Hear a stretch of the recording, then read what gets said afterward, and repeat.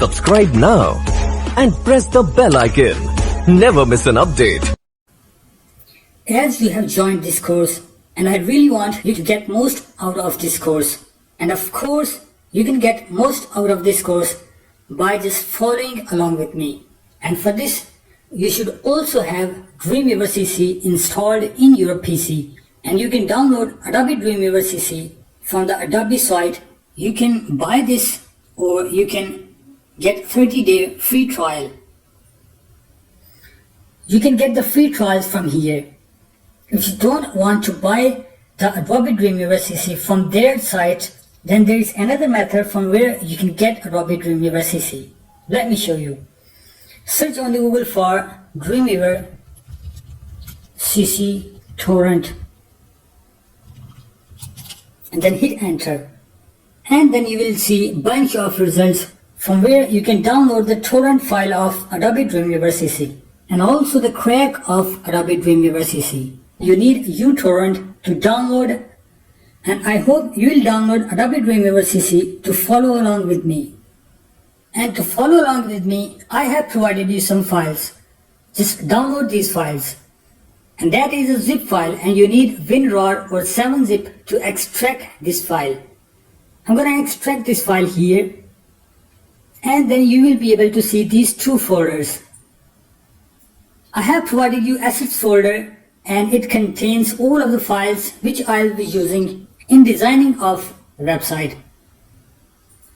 And the second folder contains all of the files which were created during the design of the website, or simply you can say that these will be your final website files, and I have also provided you these files.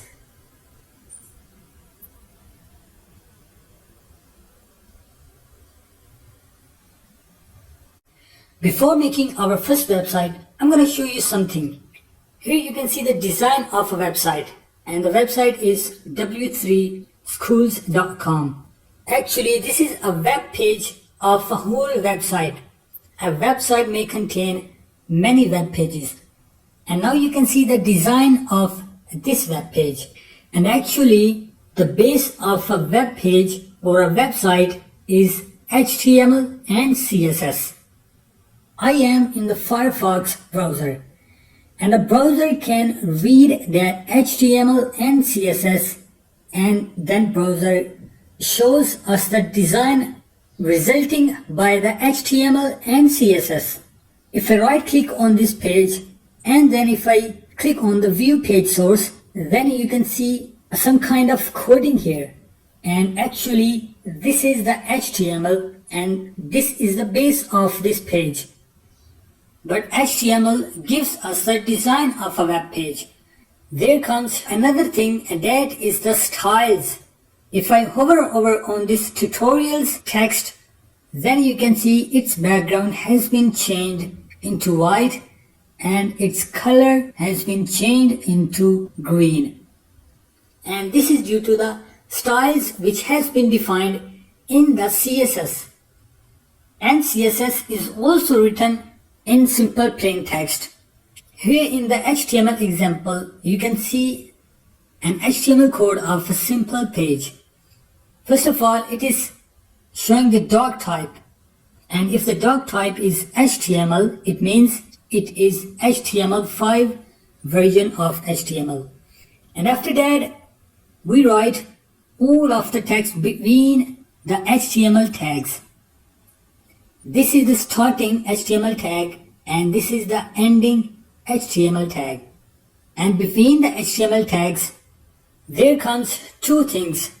First one is the header tag, and a title comes in the header tag. And second thing is the body. And here is the body starting tag and body ending tag.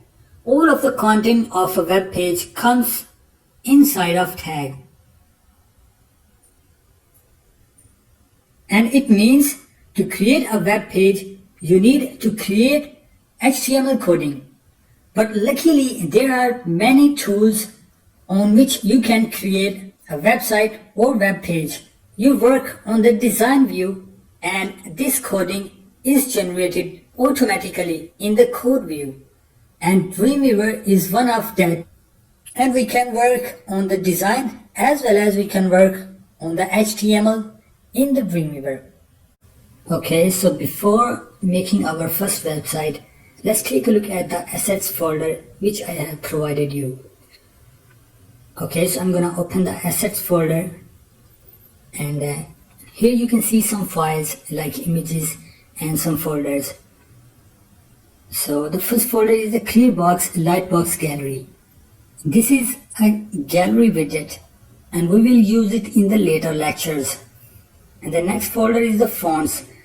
So this folder contains a font which we will use in the website. And in the images folder there are some images like logo, and here you can see the thumbs and slides. Let's open these folders. Here you can see some images, and if I open the thumbs folder, then you can see the same images are present in this folder. But what is the difference between these images?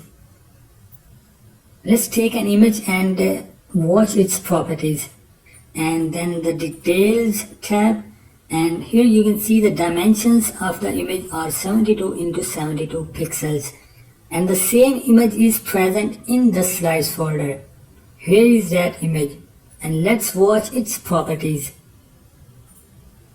and its dimensions are 533 into 800 pixels.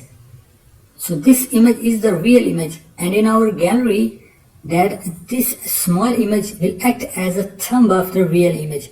When someone click on that thumb, the original image will pop up.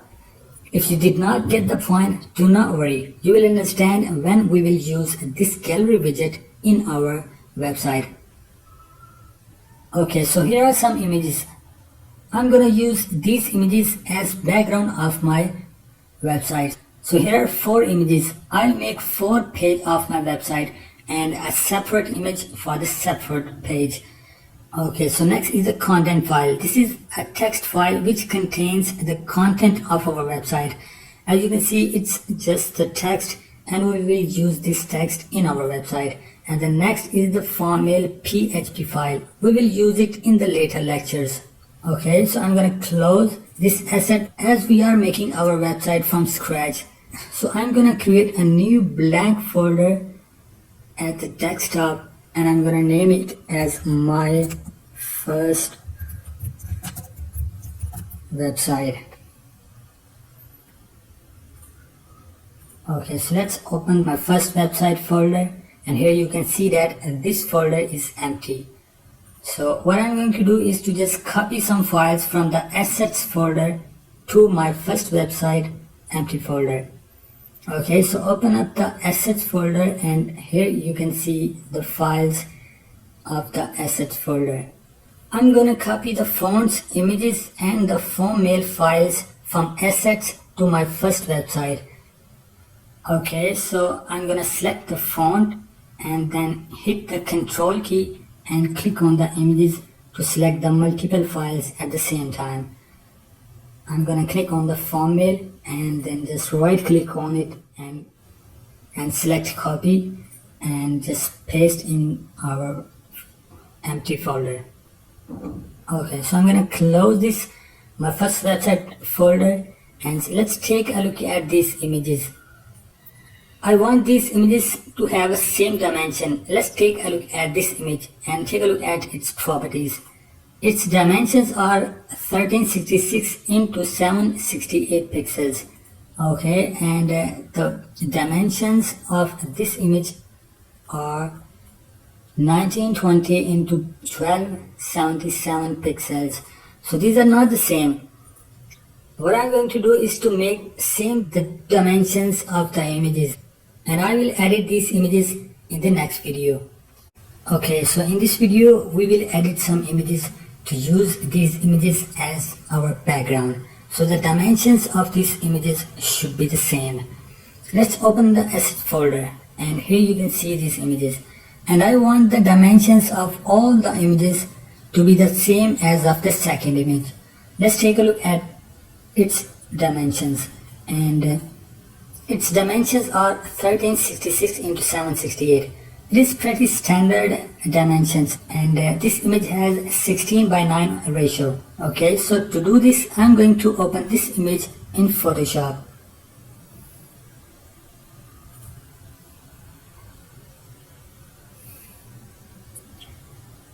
So here is our image. So what I'm going to do is to make its dimensions as 1366 into 768 pixels. Okay, so for this I'm gonna crop this image, and I'll select the crop tool, and here is some standard dimensions. Let's select the 1366 into 768 pixels. I'm gonna select this, and now as you can see that the height of our image has been reduced, and you can see the width and the height of our image. So I'm going to hit the return key to crop it. So now our image has been cropped, and it has the same dimension of the second image. So I'm gonna save this image. Okay, in saving this image, I'm going to save this image as JPEG. The PNG format is used for the image which has some transparency, but this image has not some transparency, so I'm gonna use a JPEG. Okay, so here is the quality. The quality is the key point. I'm gonna decrease some quality to make this image a little bit lighter. And you can see the size of the image. This image is 62.0K. I like the size of the image. If you reduce the quality, the size of the image reduced, but the quality of the image also reduced. If I increase the quality of the image to 100%, look at the size of the image, and this is 523 KB. Let's reduce it to the 30 because I like the size of the image. If the size of the image is lighter, then the website page will be lighter and the page will open more quickly. Okay, so I'm going to save this image in my first website folder, and that is in the desktop and my first and in the images folder. Okay, so I'm gonna save it as background home and just click on the save button to save. Okay, so let's take a look at my first website folder, and here you can see that in the images folder you can see that BG home image is here. Okay, so I'm gonna close it. Let's do the same with the second image, and I'm gonna open this image with the Photoshop. Okay, so here is the image, and if we crop it, then you can see the dimensions of the image are the same as we want it to be. So I'm gonna save this image as it is. So save for web, and I'm gonna save it as a JPEG, and the quality is pretty decent. Let's increase its quality like here, and then I'm gonna save it, and then I'm going to save it as bg about dot jpeg save. Okay, so do it same with the third image. I'm gonna open it with Adobe Photoshop, and the crop has been selected. You can move the images to select the area which you want to be cropped.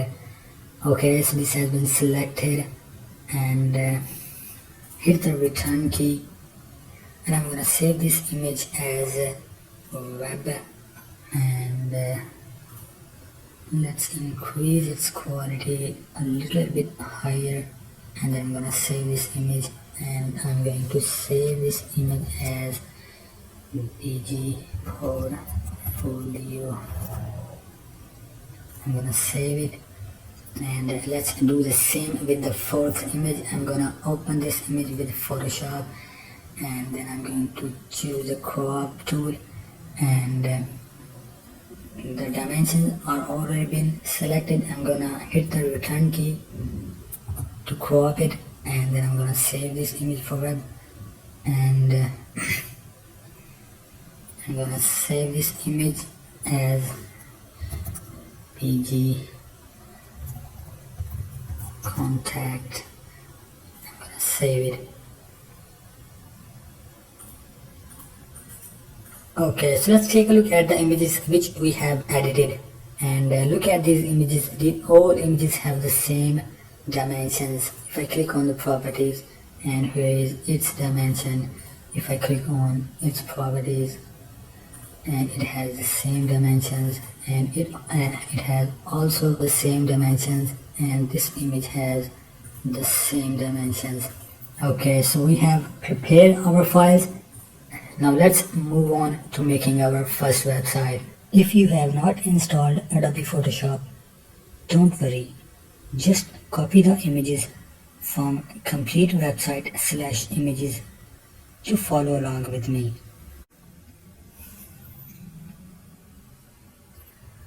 Okay, so here we are in Adobe Dreamweaver CC.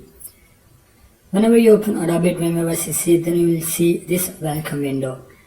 And this welcome window has three sections. The first section is about the recent files you can see here. And the second section is about create new file. And the third one is about learn section. In the first section, you can see a list of recently opened files. Here you cannot see any file because I have not worked on any file.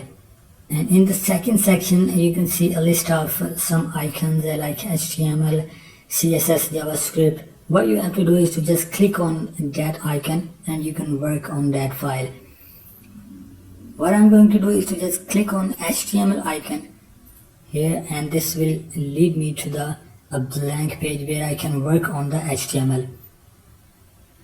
And if I click on this cross button, then this will lead me back to the welcome page. And here the third section is about the learn section, and you can learn about the Adobe Dreamweaver CC online. You can watch the tutorials, featured videos, and there is also a help and support section of Adobe Creative Cloud. Okay, so I'm not going to choose anyone from this window. There is another option. What I'm going to do is to click on this file button and then new. You can also tap the Control N key to open this window. And in this window, I'm going to choose a blank page, and in the page type, and I'm going to choose the HTML. You can also work on the CSS, PHP files. And in the layout section, I'm going to choose none because I'm going to work from scratch. There are other options. You can see here the 2-column fixed right sidebar, header and footer. And you can see the preview of this layout in the right section of new document window. There is also an option 3-column fixed header and footer. You can also see the preview of this layout, but I'm going to work on the blank layout. Okay, so in the doc type, you have to choose the type of the document, like HTML4, HTML4 file 01, XHTML1, but I'm going to choose the HTML5. Okay, so I'm going to click the create button, and then this will lead me to the blank page where I can work on this. But before that, we have to manage a workspace on which we can work easily, and we'll take a look at workspaces in the next video. In this video, we are going to take a look at the workspaces. But before that, we should know that what is a workspace. A workspace is just the arrangement of different panels, and these panels are used in designing a web page. So take a look at the right side of the Dreamweaver window, then you can see the different panels here, like Insert, Files, CSS Designer, and the CSS Transitions panel. You can also see the components of these panels here, and these components are used in designing a web page. But there are also other panels in the Dreamweaver, and you can see these in the Windows tab. Just click on the windows, and then you can see the different panels here. If I click one of them, and then you can see that panel here. But I do not need the assets panel here in my workspace, so I click on this cross button to close it. I also do not need the CSS Transitions panel, so if I click on it and just drag in the middle of the window, and this will be separated. I click on the cross button to close it. So here are the three panels which I use in my workspace, and you can see that these two panels are nested in the same box and the CSS designer is in the another box. I want this CSS designer to be nested with the insert and files panel. So to do this, I'll click on it and just drag it to the right of the files panel, and you can see the box is highlighted, and just release the mouse button and these three panels will be nested in the same box. There is also another important panel in the Dreamweaver which is the mostly used in the Dreamweaver. This is the properties panel, and you can see this in the bottom of the Dreamweaver window. If you can't see any of these panels, then you can get that panel in the Windows tab. Just click on the Window tab and you can select that panel and just arrange according to your workspace. So here you can see the compact workspace is selected. If I close this Dreamweaver and then open up it again, then all the arrangements will be lost. So what I have to do is to just make a new workspace of this arrangement. I will click on this arrow button and then choose the new workspace and then just name it as whatever you want. I will choose my workspace. Okay, I'll click on the OK, and then you can see that the name of the workspace has been changed. And you can also arrange these panels according to your desire, like you want insert panel to be between the files and the CSS designer panel. Just click and drag it to the middle of these panels. If different users work on a same device, then workspaces play an important role in designing a web page according to the different user. As we have created our folder at the desktop where we want all the files to be saved, and for this we should have to tell the Dreamweaver to select that folder as our website root folder. To do this, just go to the edit and click on the preferences, and in the preferences select the site, and in the site click on the manage sites, and in the manage sites you can import a site or you can also create a new site. In this video we will create a new site, but what is import site? Let's assume that you have downloaded a template from the internet and you want to edit that template in the Dreamweaver. Then you would have to select the import site. Then you have to select the folder which you have downloaded from the internet. In this case, we are not editing the template, we'll make our new site. Just click on the new site, and in the new site just name it as Collins Design. You'd have to select the folder where you want all the files to be saved, and in our case that folder is my first website folder which we have created at the desktop. Just select that. Okay, so I'll go to the desktop, and here I'll select my website and select folder. Here you can see that this folder has been selected. Just click on the save, click the done and close, and here you can see that in the files panel the files which are in the my first website folder are being shown here. So this is great. So let's move to making our first website. Okay, so as we know that a web page has two views. The first view is the design, which can be viewed in the browser, but behind that design there is a code, and Dreamweaver has the capability to work on both views.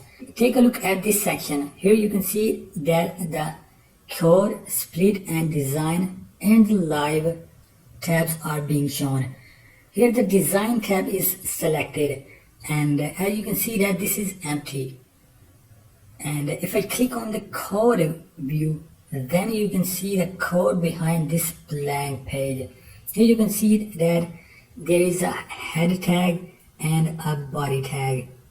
In the head tag there is a title tag, and look at the title which is untitled document, and look at this bar. Here you can see the same title which is untitled document. Let's change it to Collins design.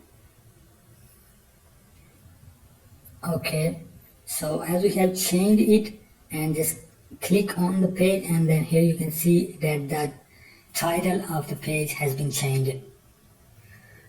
Okay, here is another view. Look at the split view. In this mode, you can work on the both design and the code. Another tab here, you can see the live. The live tab is used to view the website just like we see the website in the browser. And in the later lectures, we will be using the live design and the code tabs. Okay, so let's come to the design and add some content here. Hello world. This is my first web page. Okay, so what happened behind the scene? Let's go to the code view. Okay, so if I click on the code, look at here, the statement has been added in between the body tag. It means you can use the Dreamweaver to learn the HTML.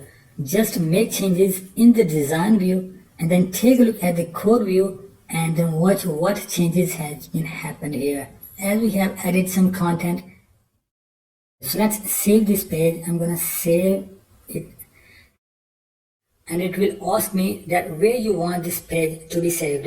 And here you can see that the my first website folder is already being selected, because as we have selected this folder to be as our root folder. So I'm gonna name it as index.html.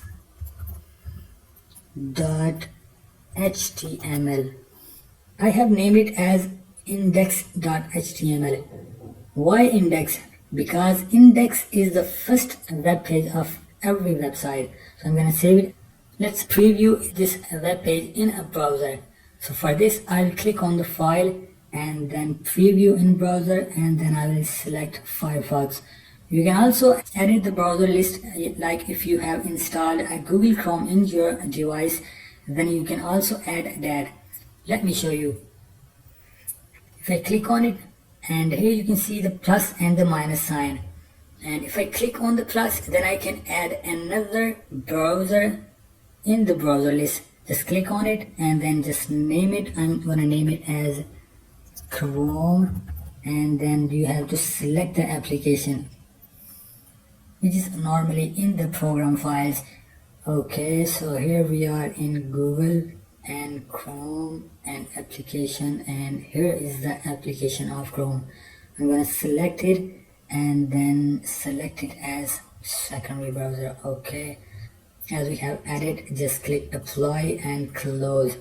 So let's preview this web page in browser. So click on the file, and then here I'm going to select the Firefox. Okay, so here in Firefox you can see the web page, and you can see the directory of the web page, which is in my first website /index.html. And here you can see the content of the page, and I'm going to close it, and let's view this page in the Google Chrome. So I'm going to click on the preview in browser and select the Chrome. Okay, so here is our web page in the Google Chrome. You can see the content of this web page here. Okay, so congratulations, you have just made your first web page, and you can also see the web page which you have just created, and you can see that in the files panel. And in the next videos, we'll add some real content in the web page which we have just created. Okay, so now it's time to add some real content in our web page. So let's start. I'm going to select this and delete this one. So first, I'm going to add some text content. And remember that we have text content in our assets file. So I'm going to open that.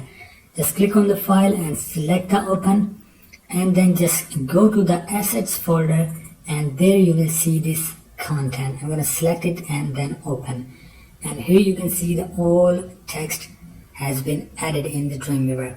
So I'm going to select the all text and selecting the all content and just right click on it and just click on the copy and then go to the index.html and paste that text here. Here it is.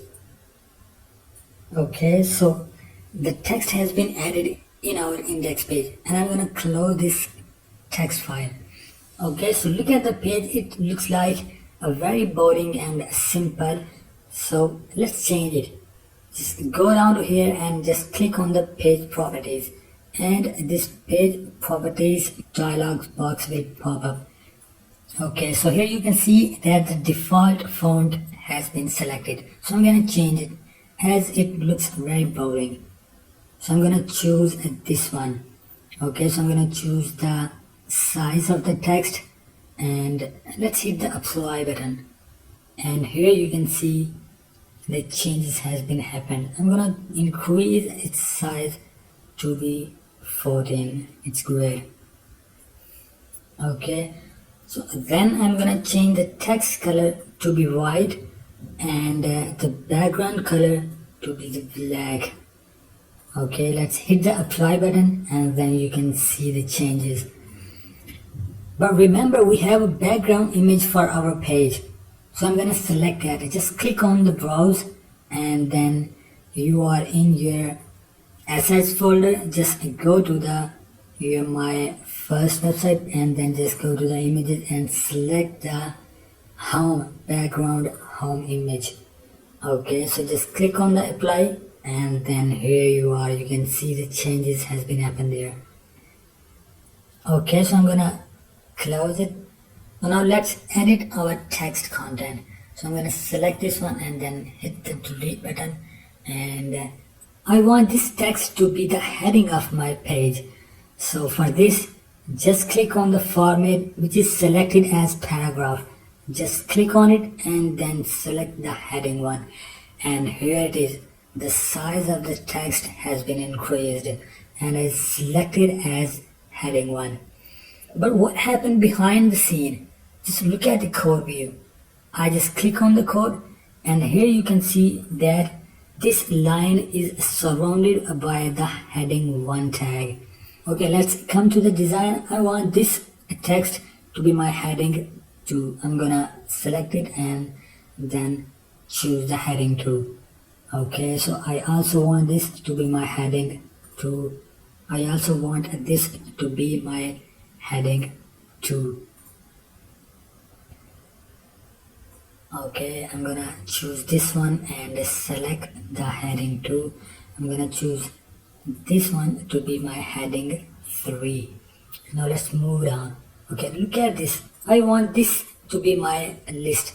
Look at these boxes at the bottom and here you can choose the unordered list and by clicking this button you can choose the order list. I'm going to choose the unordered list and you can see that the ordered list has been selected. But what happened behind the scene? Let's take a look and just click on the code and here you can see that the unordered list tag has been applied around these lines, which is very simple in Dreamweaver. Okay, let's move ahead. I want this to be heading 2 and this line to be heading 3. Okay, I want this text to be heading 2 and this text to be heading 3 and I also want this to be heading 2 and also this one to be heading 2. Okay, so let's move down and I want this to be heading 2. Okay, so now I have made some changes to my text, but there are some more advanced options to make some changes. Just click on the page properties and in this box just click on the headings and here you can see that you can choose different properties for different headings. Like I want the heading 1 to be 36 pixel and just hitting the apply, then you can see that the size of the heading 1 has been increased and I want the heading to be the 18 pixel, and by selecting this I'm gonna click on the apply, and then you can see that the size of the heading 2 has been changed. Similarly, you can change the size of the different headings.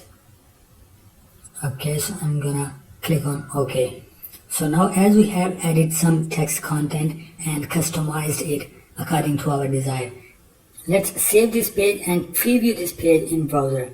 I'm gonna save this and I'm going to preview this in Firefox. So here is our web page. It is not looking great, but it's pretty decent. And you can also change the color of the headings. And here I want to change the color of the heading 1 to be the red one. Okay, so I'm gonna select it and hitting the apply, and here you can see that the color of the heading 1 has been changed. Okay, so as I have made some changes, so I'm gonna click OK. Okay, so in this video we will create and customize our links. The links are the important part of any website or web page, and a link links the one web page to another one. And in my web page, just take a look at the text at the bottom of the page, and take a look at the text here. And this text looks like some kind of address, and I want to make it a link, and when someone click on that link, then that person will be taken to a map of the same address. So for this I'm gonna open the browser and then just type this address to get the specific URL of that address. So I'm gonna copy it. I'm just right click on it and selecting the copy, and then I'm going to the browser. Just open the browser. Okay, so here I am in my browser. So I'm gonna paste that text in my search area, and then here you can see the map of that address. Okay, so I'm gonna click on this map to see a full web page of this map. Okay, so here you can see the map of that address, and take a look at the link bar, and this is the link of this web page. So I'm gonna copy this link and I'm gonna minimize my browser. Okay, so as I have copied that link, and I'm gonna select this text, and for this specific text I'm gonna make this link. And now take a look at the properties tab, and make sure the HTML tab has been selected in the properties panel.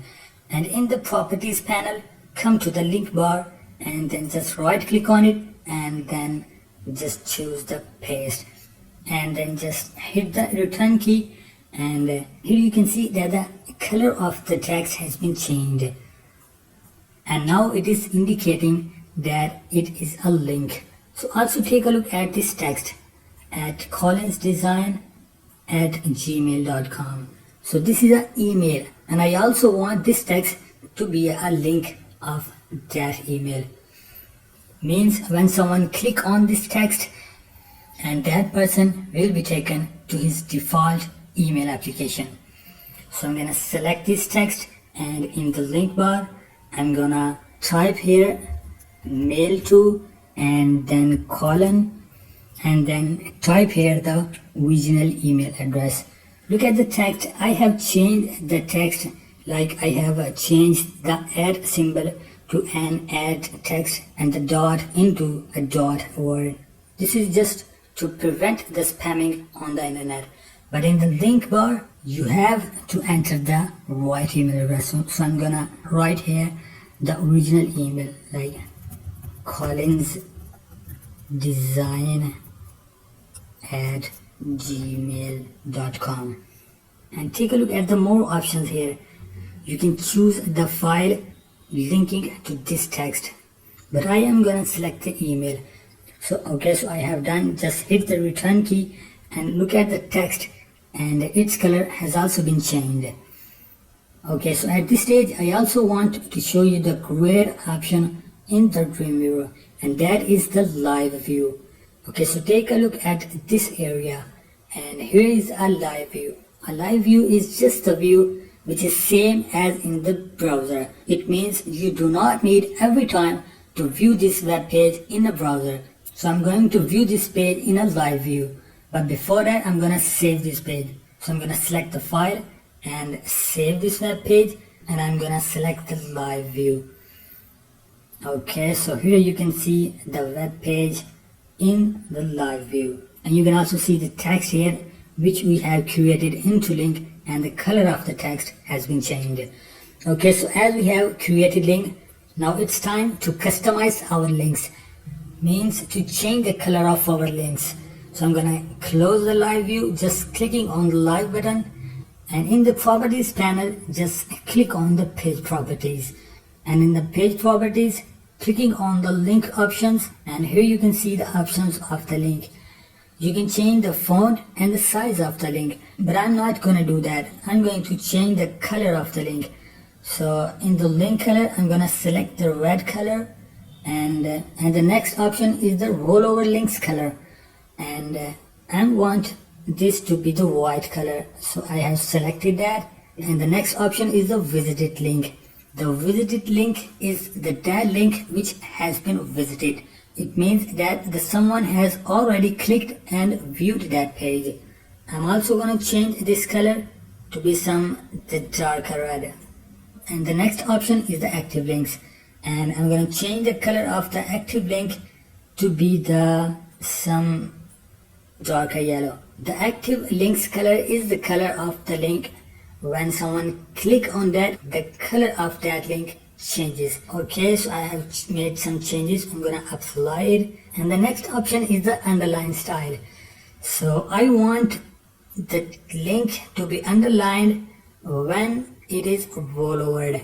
Okay, selecting that, I'm gonna hit the apply, and okay, so I'm gonna watch this page in live view, and here you can see the color of the links has been changed. Okay, let's check it. And that I am rolling over my mouse to it, and look at that, the color of the link has been changed, and the same is for the address link. Okay, so let's preview this page in the browser.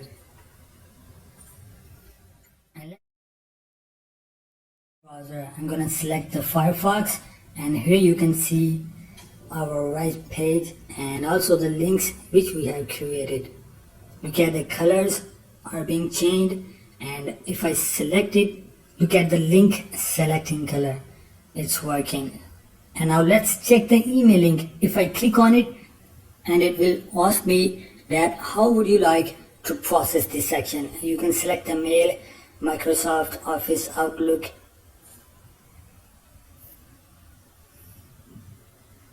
And if I select the Microsoft Office Outlook, and then it will open up, and just write some subject and then send it.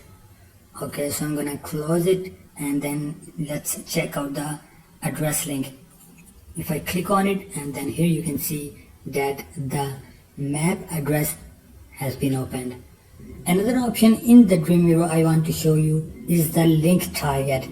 Let's take a look at this address link. I'm gonna select it, and then here you can see the link address, and look at the target box, and here you can more customize your link. If you want to open that link in another tab, just select the blank target. Okay, so I'm gonna selecting it, I'm gonna saving it, and then previewing this web page in Firefox, and let's come to the link. If I click on this link, this will open in a new blank tab, and here you can see that the map of that specific address has been opened, which is great. Okay, so in this video we just created our links and customized these links, which is very easy in Adobe Dreamweaver. So let's move on to the next video. As our web page has got some shape, but this is not the perfect shape. In this video, we will organize our content and we will position it. To position our content, we will use division tag in our web page, and our content will exist in that division tag. But before inserting the division and positioning our content, let's insert our logo here. So I'll go ahead and click at the left upper corner of the web page, and here you can see that our cursor has been inserted here. To insert a logo, click on the insert and in the images select the image. Our logo is present in the My First Website folder, and then in the images here you can see our logo is here. So just select it and you can see our logo has been inserted. Now it's time to add some divisions. To add some divisions, just come to the insert panel at the right side of the Dreamweaver window. Just select the insert, and then in the sub-menu of the insert you can see the common structure, media forms, and other sub-menus are present here. Make sure the structure sub-menu is selected. And in the structure sub-menu, you can see that all the tools are present here. Our concern is with the division or simply div. So before adding a division, click on the page where you want to add the division. So I go ahead and click on the page, and here you can see our cursor is blinking here. So now select the div and the insert division window will pop up, and make sure that you insert the division at the insertion point. The insertion point is the point where our cursor is. So select it, and then in the ID select the name of the division. I'll name it as div1. Then select the OK, and you can see that this division has been added just below our logo. But what happened behind the scene? Let's check it out. Just go to the code view, and here you can see a division tag has been added here with ID div1, and the content of your division will be here. Okay, so let's go to the design view, and if I move my cursor on the division area, look at that the color of the division border is being changed. If I click on the border of this division, then you can see that at the bottom of the Dreamweaver window, the properties panel has been changed. And the properties panel is not giving us the full control of this division. To get the full control of this division, you have to add the ID of this division in the CSS style. To do this, just go to the CSS designer, and here you can see that the 4 tabs are present here. The first one is the sources, the second one is the media, the third one is the selectors, and the fourth one is the properties. If I click on the sources, then you can see that it has been minimized. The media has also been minimized, and we will work on the selectors and the properties. To add the division in the CSS style, just click on the plus sign in the selectors tab. I'll click on it, and here you can see the div1 ID has been added here. If this ID does not insert automatically, then this blank bar will open up, and here you will have to insert the hash number, and the div1 number will appear here. Just click on it and then hit the enter key, and then you can see the properties panel is showing the properties of this division. If you can't see the properties, make sure that your show set is unchecked. Okay, so our first option should be to change its position from static to absolute. Now let's move to our design view and hover over your mouse pointer on this division, and here you can see that the mouse pointer is being changed. So if I click on it, then look at the properties panel, and this will give you the more control of this division. And now you can change the dimensions of this division. Move your mouse pointer at the corner of this division and you will see this two-headed arrow. Then click and drag this division, and you can see that its dimensions are being changed here. So I'll make this box like this size. You can also move this division box. Just go to the top left corner, just click on this little box and drag it where you want to position it. I'll go ahead and select this position to be at here. Now let's come to the properties panel of this division, and here look at this section. The width and the height are showing the width and the height of the division, and L and T are showing the left and the top margin of the box. I want the box to be at the top of the page, so I'll change the 6 to 0 and then hit the enter key, and you can see that our box has been moved 6 pixels upward. I'll change the left to 100 pixels, and now we want our logo to be inside of this division. So just click on the logo and go to the edit, and in the edit menu select the cut and place your cursor inside the division box and go to the edit and paste here. And you can see here that our logo has been inserted in this division. I place my cursor at the top left corner of the window and hit the enter key for a couple of times to view this logo more clearly. Look at this content of the ID division goes here is being shown here. So if I select this division and then go to the code view, I can remove this text from the division view. So now go ahead and add some more division. I will click here outside of this logo division to insert new division at this insertion point. So go ahead to insert and then select the div and select the insert point, select the div to select the OK, and here you can see the division 2. Now go to the CSS designer, add this division ID in the selectors and hit the enter. Change its position from static to absolute and go to the design view and click on this division and now change its positions.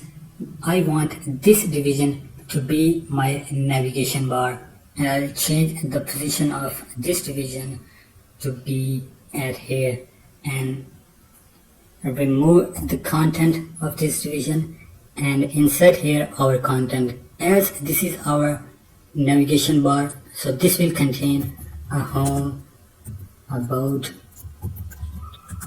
and portfolio,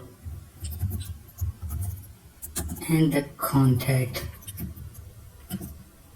One more thing I want to show here is the Z index. If I select the division 1 and then here you can see the Z index bar. The Z index is just like the layers of the content, and I'll show you later in this video. For instance, I'll just enter the Z index 1 here and select the division 2 and enter its Z index 2, and also I want the background of this division to be the black. So here is the background section of this division. So just click on it and select the black color and hit the enter key, and you can see that the background of our division has been changed. And also I want this text to be flowed at the right side of this division. So I'll go ahead and select the text, and in the properties panel make sure that the CSS tab is selected, and in the CSS tab look at this section and here you can change its position. I'll select the third one, which will float our text at the right side of the division. Okay, so now place our cursor at this point and insert a new division. Click on the div and at the insert div 3, click on OK, and in the CSS designer and in the selector click on the plus sign and then hit the enter key and change its position from static to absolute, and then click on this division and change its dimensions. So I select the dimensions to be this and move the position of our division to be just below our logo. I want this heading text to be inside of our division. I'll select this text and in the edit I'll cut it and place my cursor inside of division I'll delete this content, and in the edit I'll select the paste. But look at here, the content has been changed from heading to normal. To change it from normal to heading, just select this content, come to the properties panel, select the HTML, and in the format select the heading 1. As our division is a little bit smaller, just select it and increase its width to be right here. I'm going to decrease it a little bit. Okay, so now add another division. I'll click at the top of the marketing and then go to the insert and select the div and enter its ID to div 4 and select the OK. Go to the CSS designer. In the selector, click on the plus icon and hit the enter key. And in the properties panel, change its position from static to absolute.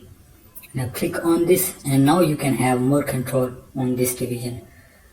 Now change its dimensions to be like this and change its position like just in the middle of the page, like here. And I want all this text to be inside of our division 4. I'll select the text. In the edit, I'll cut it and click inside the division and select this text and delete this one, and in the edit select the paste. So here is our text inside of this division. Select the division, and I want the background of this division to be the black. Select the black background, hit the enter key, and here it is.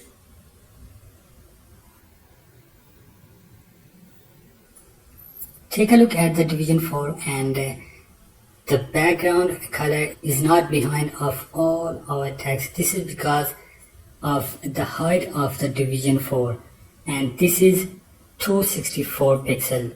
So just change from 264 to none and then hit the enter key, and here you can see that now this is looking much better. Now go to the live view to preview this web page. Just click on the live, and here you can see our web page. It's looking much better than before. But look at here, our logo is just behind the navigation bar, and this is what I was talking about, the layers. If I close the live view and then select the division 1 and change its Z index to higher than the division 2, I'll change it to like 20 and hit the enter and then go to the live view, and now you can see that our logo is on the navigation bar and looking much better than before. So this is it for this video, and let's move to the next video to more customize these divisions. Before customizing our web pages, let's take a look at the HTML. What is HTML and what is going behind the scene? Well, this language is used for describing web pages and is written in simple plain text.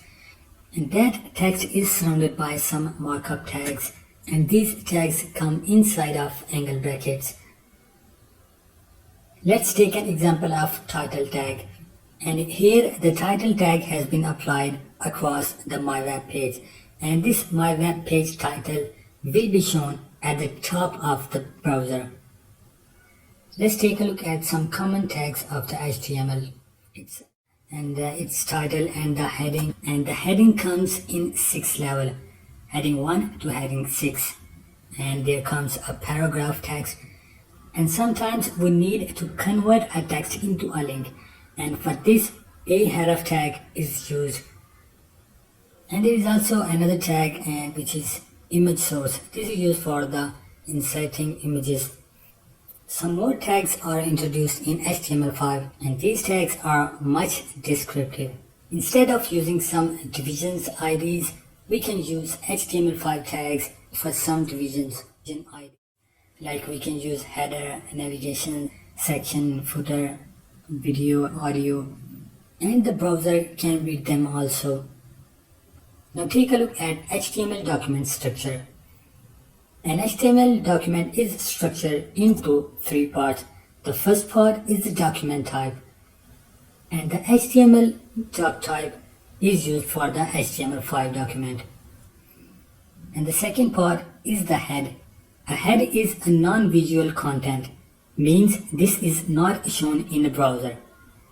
This part may contain some JavaScripts, some meta tags, and some linking or referring to some style sheets or CSS files. And the title of the web page also comes in the head. And the third part of the HTML document is the body. And all of the content inside of the body tag is shown in the browser. And most of the time we are working with the body section of the HTML document, and head and the body section of the HTML document comes inside of HTML tag. Now take a look at CSS styles.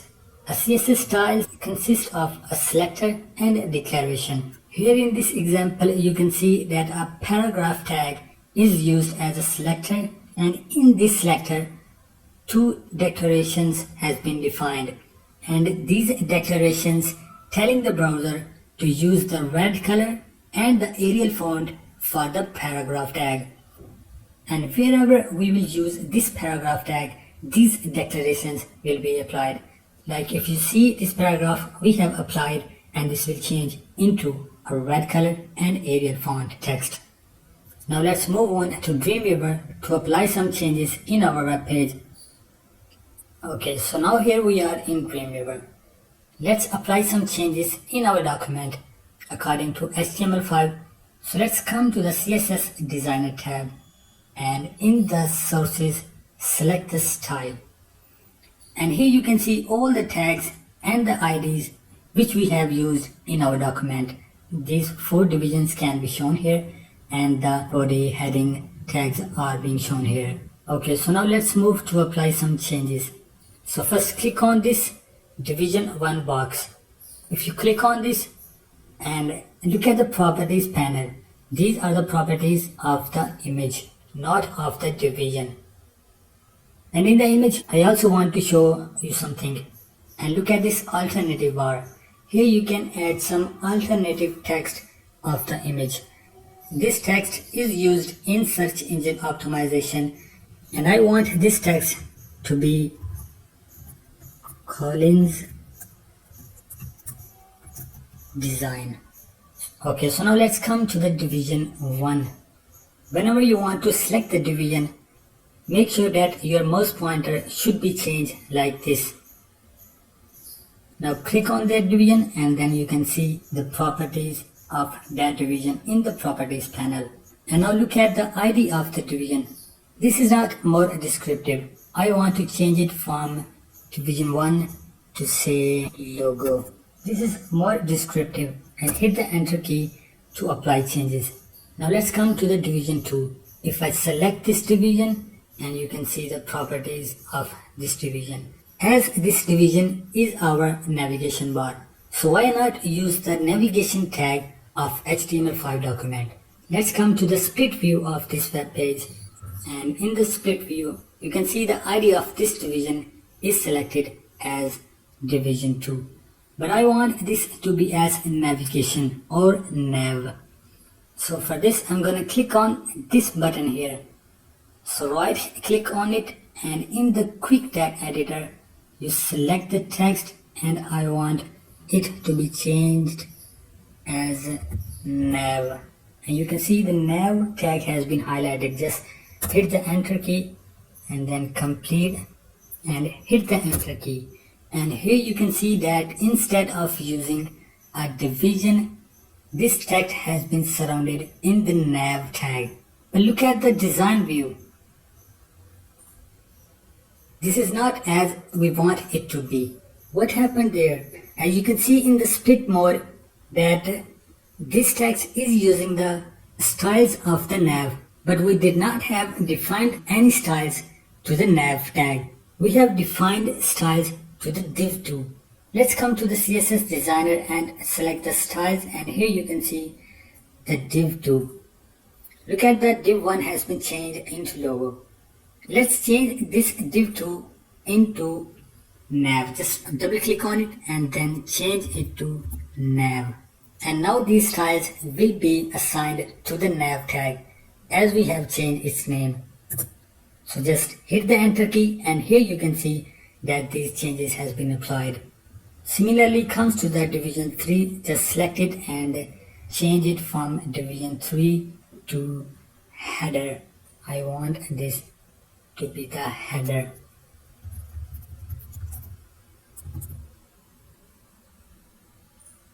And then hit the enter key. Let's come to the styles, click on style and in the selectors change the name of div 3 to header.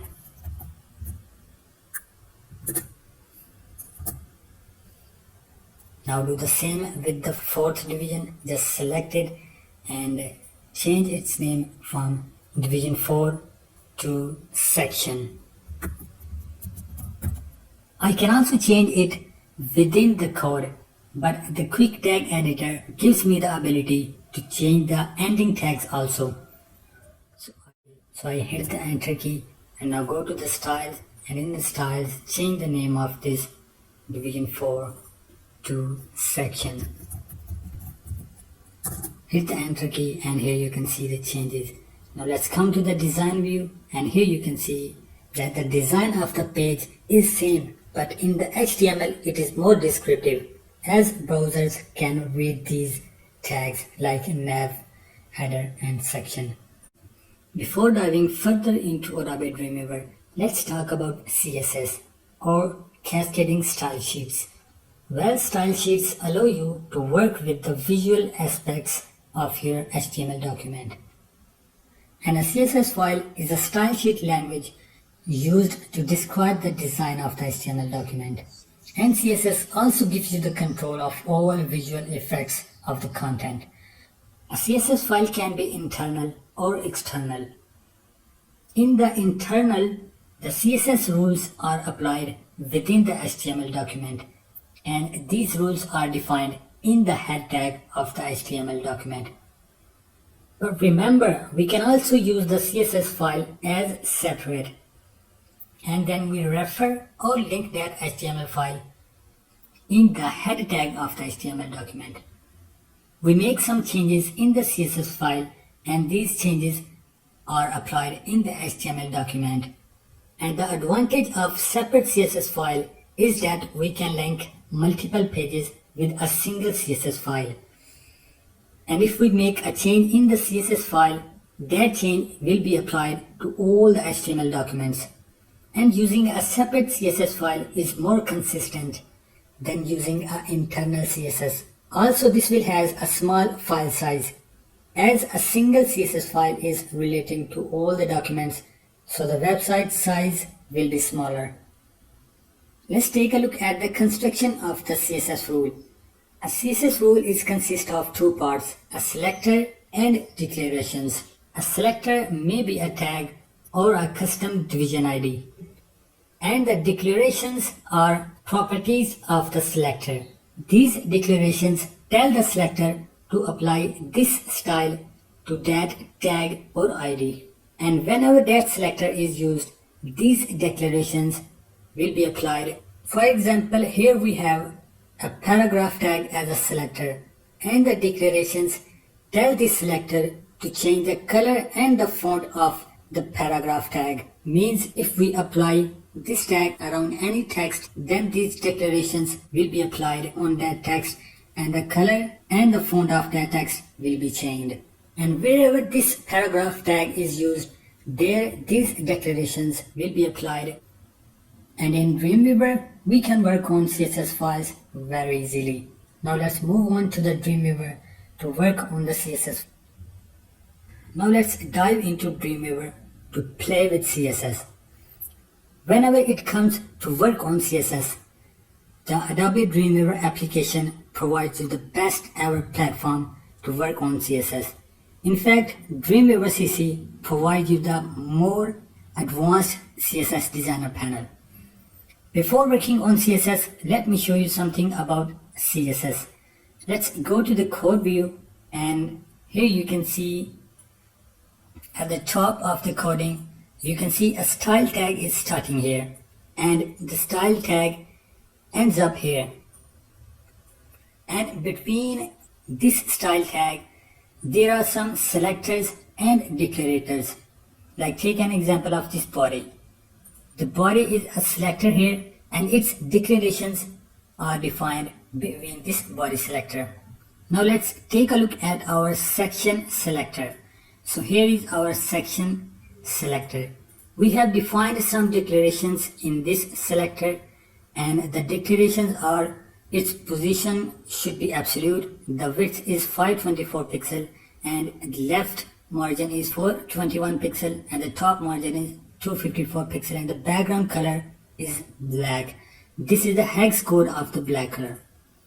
Okay, so we have used this section selector in our web page, and look at here, we have used the section selector as a tag in our web page, and the selection tag ends at this point, and all the declarations which we have defined in this section selector will be applied on this text.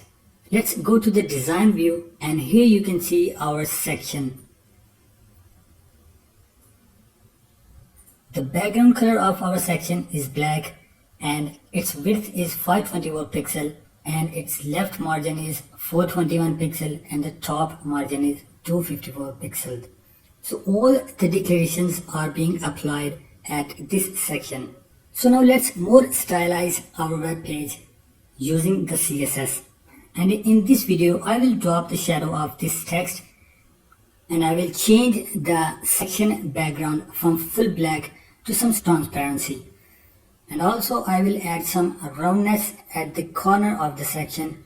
And look at it, our text is very near to the left edge of the section. We will add some space between the edge and the text. So let's start playing with CSS. And for this, come to the CSS Designer panel. And the CSS Designer panel consists of 4 sections. The first one is the sources. The sources section will show you the CSS style sheets.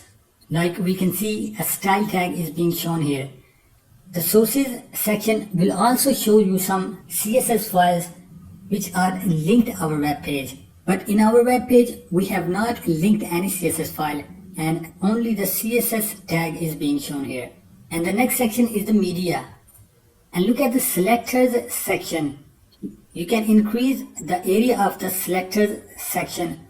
Just click at the bottom border of the selectors section and drag it down. And the selectors section will show you the selectors which are being used in our style sheet. And the next panel is the properties. The properties is the most important panel. Just click on any selector and the properties will show the properties of that selector. And I'm going to click on this section selector, and it will show me all the properties of the section selector. Let's increase the area of the properties, and the properties panel will allow you the full control of that selector. And the properties panel have more sections like layout, text, borders, and backgrounds. And take a look at the properties panel. It is self-explanatory. Look at the position of the section selector, and the top and the left margin are being shown here. And you can easily change the values of the position. Just click on it and change the value which you want. And its text section will also allow you the full control on the text. And you can also work on the border radius and background color, background images, and the box shadows. Now let's move on to add some more style in our web page. So I'm going to add a shadow under this text, and for this we do not need an extra image. So just select the text, and here you can see in the CSS Designer panel and in the selectors section, the H1 is selected. I'll click on the text, and then here you can see the color of the text has been selected as red. Now let's come to the text shadow. And in the text shadow, you can see the horizontal, vertical, and the blur value of the shadow. Now let's increase its value to some about 5 pixels. Just click and drag it. You can also change the value by just clicking on it. I'll select the 5, and in the blur I'll use the value also 5 pixel, and in the color I'll use the black color for our drop shadow. And now hit the enter. Now select the live view to view these changes, and here you can see the drop shadow under our text, and I will increase its blur level to some higher, like at this point. And I will change the horizontal value to 4 pixel and the vertical value to 4 pixel. Okay, so great. And now let's come to our section. I want this text to have some distance with the left border of the section. Okay, for this click on the style, and then you can see all the selectors. Under this style I'll select the section. Now let's come to the padding of the section, and I will change padding from 0 pixel to 5 pixel, and I will change the left padding value of the section from 0 to 5 pixel, and here you can see that our text has been moved 5 pixel to the right, but I want 5 pixel padding from all sides. So check out this button. If I click on this button, then you can see that the symbol has been changed, and it's showing that it has linked all the values. And now if I select this value and then hit the enter, then you can see that all the values have been changed simultaneously. Okay, so now let's come to the background color of the section, and here is the background color, and this is selected as black. And look at the bottom of this panel, or you can choose the eyedropper to select any color from this page. Like if I select this color, and then you can see that the background color of the section has been changed, but I want the color to be black and have some transparency. So just select the black color and then choose the RGBA value instead of hex. If I click on it, then you will be able to see this code. The RGBA represent the red, green and blue color, and the first 3 digits shows the RGB value. The first for the R, the second for the G, and the third one for the B, and the fourth one is the A. And if I select this value and hit the enter key, look at that, the black color is selected. But our concern is with the A value. Let's change the value of A from 1 to 0.5. Select this value and hit enter, and here you can see that our section has some transparency. But this is too much. Let's change its value from 0.5 to 0.8 and hit the enter key, and now that this has some much better transparency. And I also want to add some roundness at the corner of the section, and for this just come to the border radius, and in the border radius link all the values and change its value from 0 to 30 pixel, and then hit the enter, and here you can see that our section has now some roundness or border radius. Let's change it from 30 to 40 pixels, and now this looks much better. But I do not want the border radius at the left upper and the right bottom corner of the section. So for this, just unlink the values and then select 40 pixel to 0 pixel. Hit the enter, and here you can see the section is looking much better than before. Let's preview this page in the browser, save it, and then preview this page in Firefox. So here is our web page and looking much better. Let's close it. As you have seen that the working on the CSS is much easier in the Adobe Dreamweaver CC. And in Adobe Dreamweaver CC, look at the properties of the CSS. These are more descriptive and self-explanatory. In the previous video, we have added some styles in our web page. Like we have added a drop shadow under this text.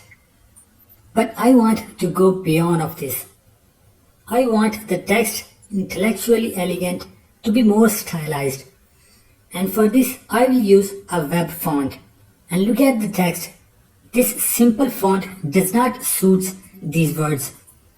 So for this, turn off the live view and let's come to the CSS designer panel and select the style, and in the style you can see all the selectors. And in the selectors, take a look at the logo. And you can see that a hash number is before logo text. And this is because of we have used this logo text as ID. And the nav, header and the section are the tags in the HTML file. But another thing I want to show you here is the class. We'll create a class here and then we will apply that class around this text. Okay, so let's come to the selectors and then click on the plus sign. And in the plus sign, you can create a new tag, a new ID or a new class. Remember that an ID starts from a hash number and the class starts from the dot. So I'll enter here a dot and then I'll create a fancy class for the font because I'm going to use a fancy font for this particular text. So I'll hit the enter and then here you can see the properties of the fancy class. And in the properties, click on the text and here you can see the properties of the text. We want to change the font and then click on the font and then here you can see some predefined fonts.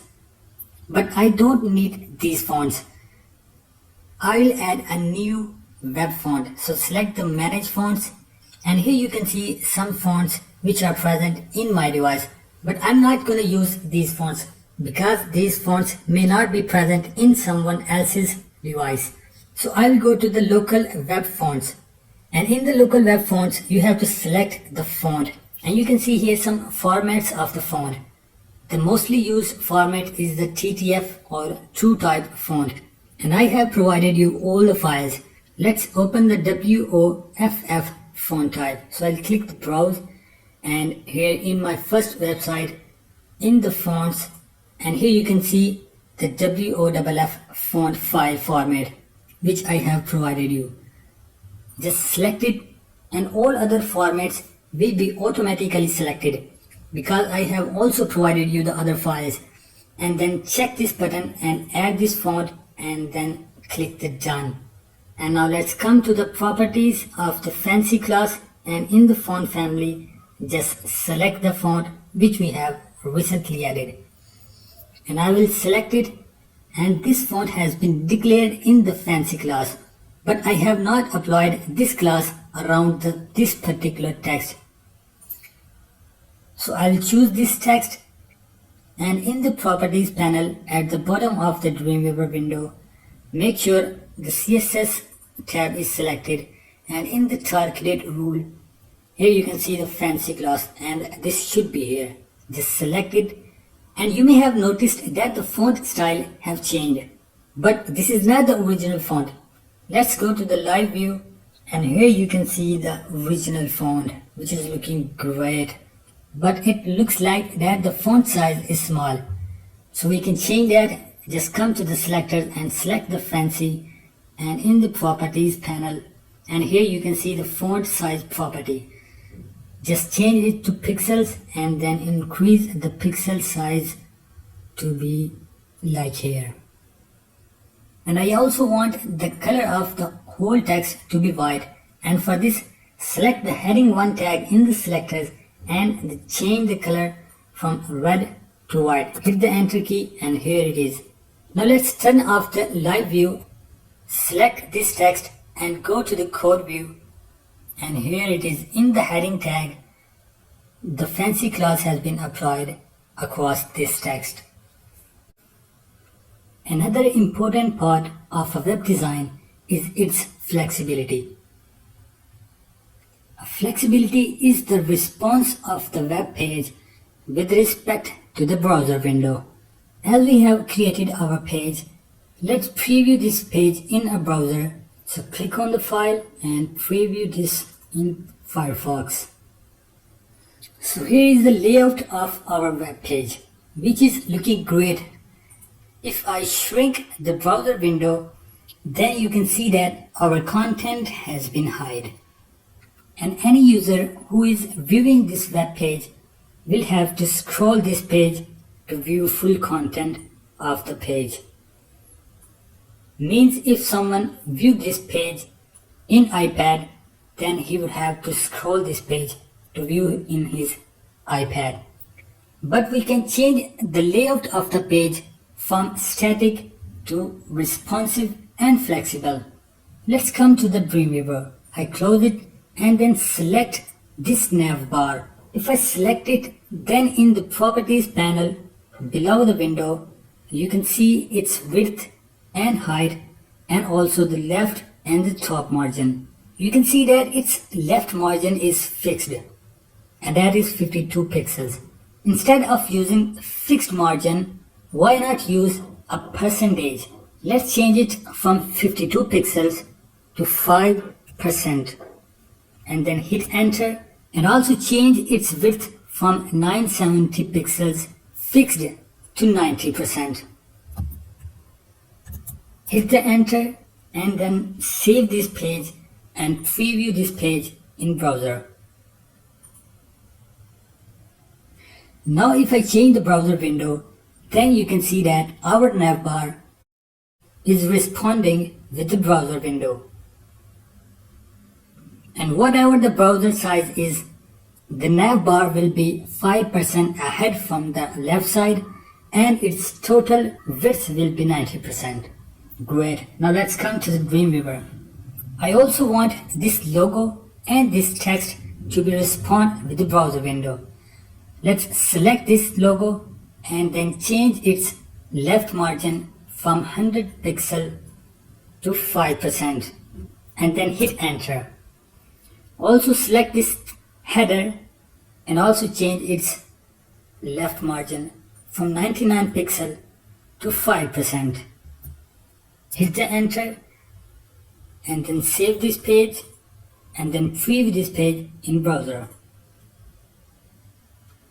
So here you can see that our logo, navbar and the header are responding according to the browser window. Close this. Now let's move on to the section.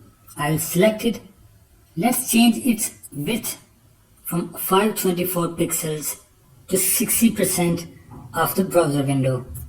Hit the enter and delete the left margin, and I want the section to float at the right side of the window and then have a 5% distance from the right border of the browser. Hit the enter key and in the CSS designer panel select the section, and then in the properties panel come to the float property of the section. Let's select its float property to the right, and then in the position select its right position from auto to 5%, and here it is. Now let's preview this page in the browser. Save it and then preview this web page in Firefox. And now that if I change the browser window, then you can see that how beautifully our web page is responding to the browser window. And I just love this flexibility. If a user is viewing this web page on an iPad or a mobile device, then he can see the full content of the page. And he would not have to scroll the page to view the content. But there is another thing. Look at the background of the web page. If I make the browser window small, then the background of the window is being cropped. And I also want the background to be flexible with the web page. Now let's come to the Dreamweaver, and as we know that our background is in the body selector. So select the body and let's come down in the background section of the properties. And here you can see some properties of the background. First, select the background attachment from scroll to fixed, and then select the background size from auto to cover, and then save the page and then preview this page in browser. So here it is. Now if I change the window of the browser, then you can see that the background of the web page is also responding with the browser window. So this is the best practice to make your web page more flexible and more responsive so that it can be viewed in iPads or mobile devices more easily. In the previous video, we made our web page flexible. But what about CSS? The CSS should also be flexible. As we know that a CSS can be internal or external, and we know the advantages of the external CSS file. We can link that file with other web pages and the size of the whole website becomes smaller. So why not use CSS file external in our web page so that then we can link that file to other web pages. Let's take a look at our code view. In the code, you can see that all the style rules which we have applied in our web page are present in the head tag of the HTML. Here you can see that all the CSS rules are embedded in our HTML coding. And this is the example of the internal CSS. But we want this CSS to be external, so then we can utilize the advantages of the external CSS. Let's take a look at the CSS designer panel. Here you can see that a stylesheet.css file is present here. When we were working on the web fonts, then this stylesheet CSS file automatically created. And look at the content of this file, and it has the font face selector. And if I click on the style, then you can see that our all selectors are present in the style, and the style is the tag which is starting from here, which you can see in the code view. And let me show you that where this style sheet CSS file was created. Let's come to the files panel, and before that, look at here. Here you can see that the link of that CSS file, and then you can see that it is in the web fonts folder, and then it's the font name folder, and then it has access with the stylesheet.css file. As we are in files panel, here you can see that a web fonts folder, and in the web fonts you can see this folder. Open this folder, and here you can see that CSS file is existing here. If I minimize the Dreamweaver, and let's take a look at our first website folder, and then in this folder, here you can see that a web fonts folder, and in the web fonts folder, there you can see that the style sheet is present. And what do I want? I want all the CSS rules to be moved into the style sheet CSS file, so that this file can be externally linked with our web page. So for this, come to the CSS designer, and I want all of these CSS rules to be moved in the style sheet CSS file. So for this, just click and drag them onto the style sheet CSS file, and then release your mouse button, and then here you can see that all our CSS rules has been moved in this style sheet CSS file. If I click on it, then you can see that all of our rules are present here. And look at the code view. All of our CSS rules which were present in the style tag has been moved into the style sheet CSS file. And you can see that style sheet CSS file. If I click on it, then you can see that all the CSS rules are present here. Let's come to the design view. And here you can see that everything is fit and fine, and nothing has happened to our web page. And we know that this CSS file is in the fonts folder. But to make an organized website, we should have to make another separate CSS folder where all the CSS files exist.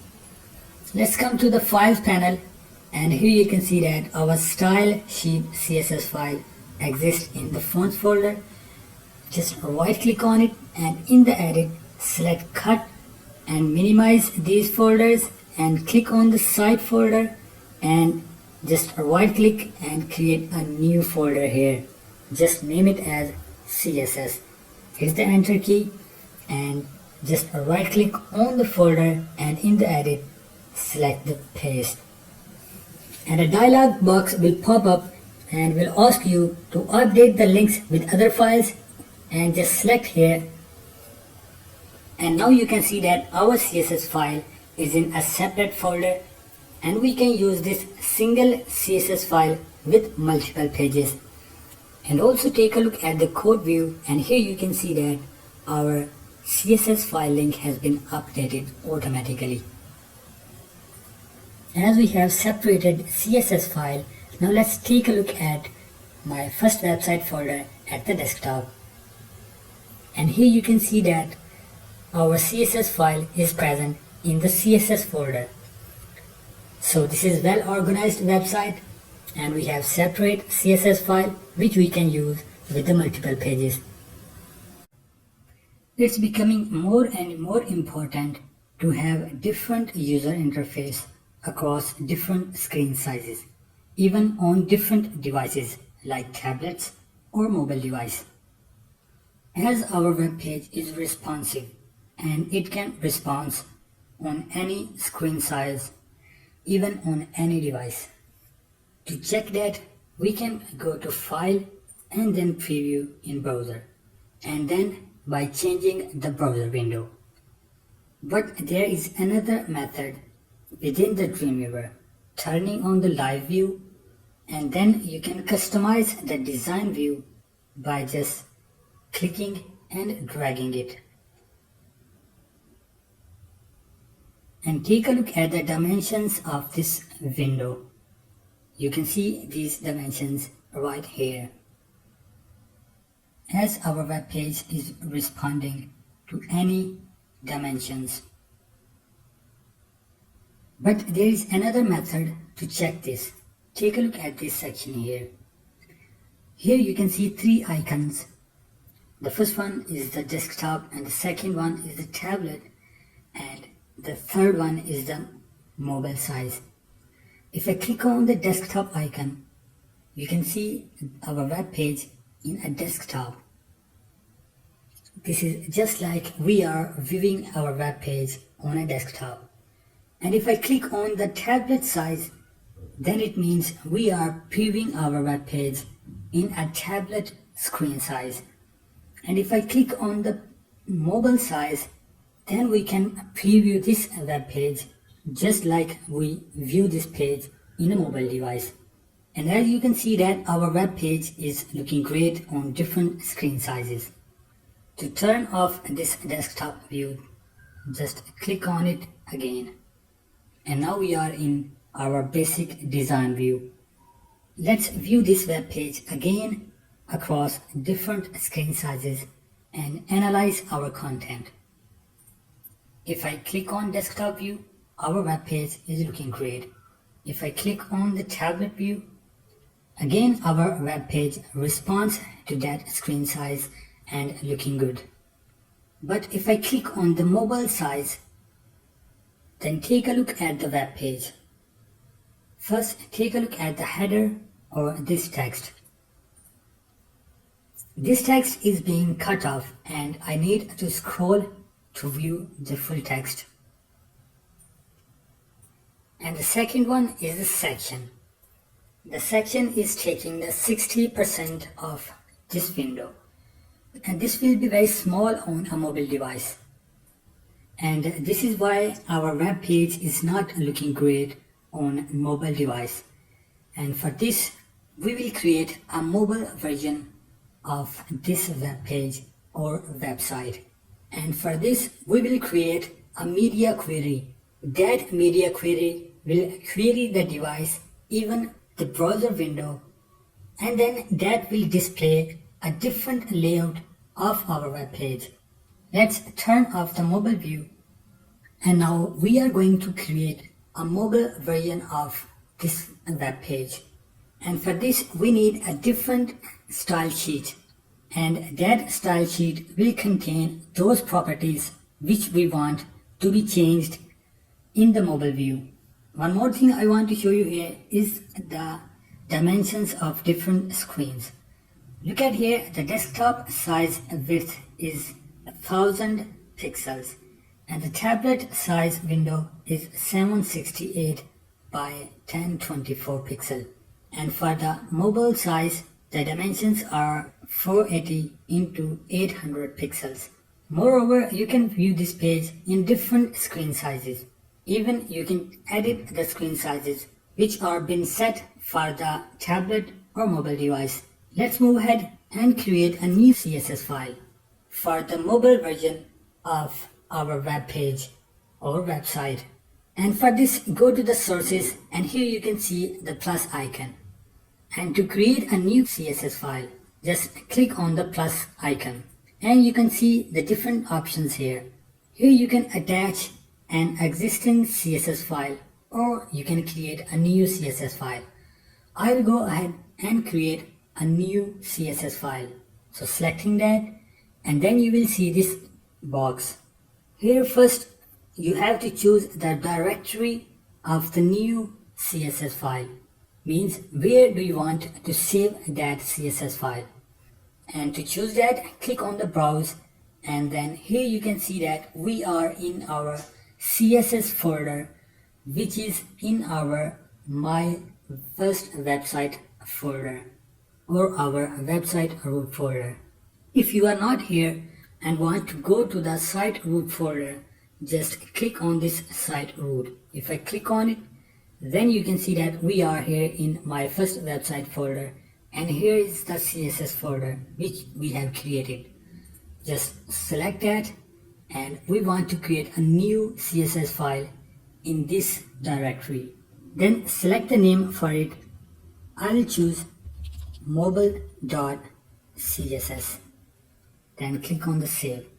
Now if I click on the OK, the new CSS file will be created.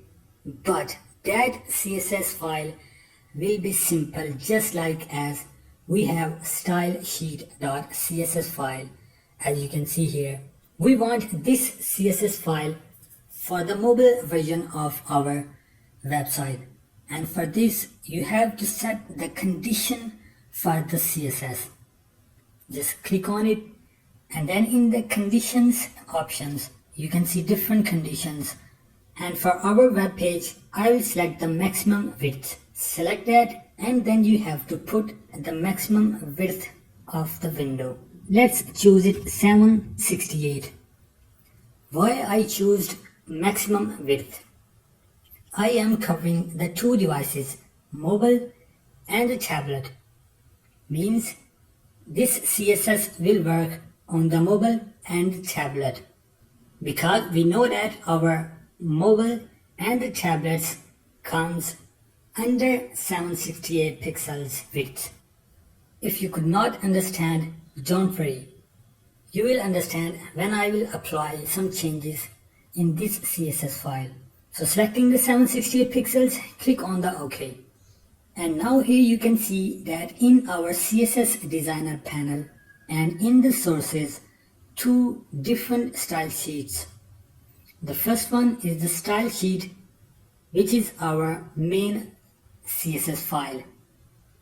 If I click on it, then you can see all the styles which are defined in this style sheet. And the second one is the mobile CSS file, which we have just created. And you can see that it is showing that it will work up to maximum width of 768 pixels. And if I click on it, then you can see that in the selectors, there is no style defined in this style sheet. The design view is showing the pixels less than 768. So select that to full size. And also you can see that the Dreamweaver window is showing the two CSS files. The first one is the style sheet CSS. If I click on it, then you can see all styles and their properties here. And if I click on the mobile, then you can see that it is empty. Okay, so now let's get started to make a new layout of our web page. First, take a look at the section. And here in the selectors, you can see the section. selector. Just right click on it and then select go to code. Then this will go to the style sheet CSS file, and in this CSS file it will show the section properties. We want to apply changes on the section. So select the section selector and all of its properties. Go to the edit and then copy it and select the mobile CSS file and paste that section properties here.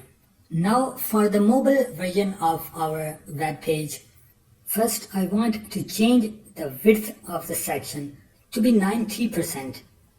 I can change it from the code, or I can also change it from the properties panel from here. So let's choose 90%. Now go to the design view and select the mobile view in the live view. And here you can see that our section width has been changed from 60% to 90%. Also, I want to change the transparency of the section. This will be better in some case of sun glares, and this will be easy to read. So select the mobile CSS file and change its transparency from 80% to 100%, and for this enter 1. Go to the live view and here you can see now our section has no transparency. And take a look at the visually powerful, intellectually elegant text. This text is being cut off, and I want this text to be at next line. As we know that this is our header, so just go to the selectors, select header and right click on it and select go to code. And here this is the header properties. Select the header selector, copy it, and then in the mobile CSS file click at the end of the code and then hit the enter key for a couple of times and paste that code here. Here look at the width of the header. This is 748 pixels. Let's change its width from 748 pixels to 500 pixel. Now go to the design view and here you can see that now this text has been moved to next line. After doing this, you can see that our section is very near to the text, and now we need to change the top margin of the section. Go to the code view and in the mobile CSS and in the section, look at the top margin is 254 pixel. Change it from 254 to say 290 pixels. Go to the design view and then select the mobile view, and here you can see that now this is looking much better. Also look at the background of the web page, which is not looking good, and we know that our background also change its dimensions with the screen size or browser window. I also want to change it, and we know that that is in the body. Select the body in the selectors, right click on it and go to code. And here you can see the body selector. Select this and go to edit, copy it, and in the mobile CSS, click at the end of the code, hit the enter and then select paste. And now you can see that our background size is cover. We need to change it from cover to auto. Select this text and delete this text, and now you can see that the code will show us the values which you can set for this property. So I will select the auto and then complete it by inserting semicolon. Now go to the design view, and now here you can see that our web page is looking much better than before for the mobile and tablet version. As I have made some changes, so let's go to the file And now instead of save, I'll select the save all related files because this web page is relating mobile CSS file and style sheet CSS file. Select the save all related files and then preview this web page in browser. Select the Firefox. Now if I change the dimensions of the browser, and you can see that if the browser window width becomes less than 768 pixels, it will apply mobile CSS files properties. Our header text has been moved to the next line and section has no transparency, and also it is covering 90% of the window. And now we have created a mobile version of our web page. Another thing I want to show you here is that we have not used some properties in the section header and body, and these are the properties which we did not use. So just get rid of them. And I also did not use this property, so delete this one. And also in the header I did not use these properties, so delete these one and also delete this property. And in the body I did not use these properties, so delete these properties. So these are the properties which we used in our mobile CSS file.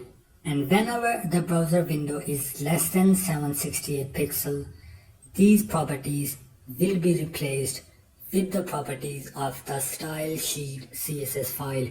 Like here in style sheet CSS file, in the body you can see that background size is cover, but whenever the browser width or the device width is less than 768 pixel, this property will be replaced by the mobile CSS property here. In this video, we will create and customize our menu items in the navigation bar.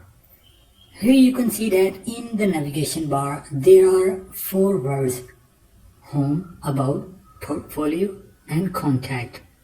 And I will link these 4 words to 4 different pages, and we will make the other pages in the next video. We can make this text into link by just selecting the text and then in the properties panel and in the link bar type in the link to which you want to. But I can also select the text in the code view. Selecting the split view, here you can see that in the navigation tag we can see our 4 text. First of all, delete all the spaces between the text. And then I will select the home text and I can make this text a link. So let's come to the properties, and here you can see that it is saying you have made some changes into the code and refresh it. So just click on the refresh and in the link select index.html. As we know that this is our first web page, mean it is our home page. So selecting that, hit the enter key, and in the code view here you can see that an anchor tag has been applied across this home text. And the starting anchor tag is referring to index.html page. And also take a look in the design view and you can see that the color of the home text has been changed into red because we have set the color of the link to be red. As you can see that at the bottom of the web page, here you can see the text which we converted into links, and also we changed their colors into red. Now let's come to the code view and select the about text. Selecting the about text, go to the properties and in the link type in here about.html. Again, we will create these web pages in the next video. Hit the enter key and select the third one. Go to the properties panel and in the link type here portfolio.html. hit the enter key and select the fourth text, and in the link type in here contact.html. Hit the enter key, and now you can see that in the design view every word is changed into link and the color of the text has been changed into red. And now come to the code view and make these links easy to view. And for this I'll shift every link to the new line. So hit the enter, and the first link ends here and the second link starts from here. And I will insert my cursor here and hit the enter. Same for the third one and the fourth one. Now it's easy to understand these links. The next thing I want is to change the style of the menu items.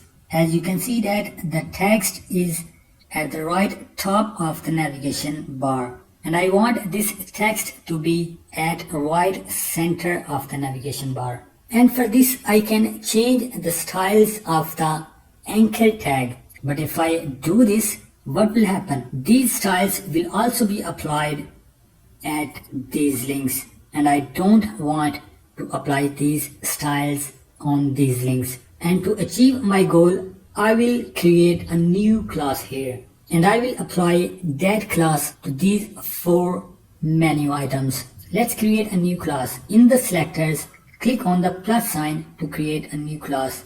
And we know that a class starts with dot. Enter the dot here and create a new class with the name of menu. Hit the enter key and our class has been created. Now let's come to the code view, and in the code view I will apply that class to all the links, and I will insert that class in the anchor tags, and I will insert my cursor just before this arrow symbol. So click here and you can see that my cursor is blinking at that position.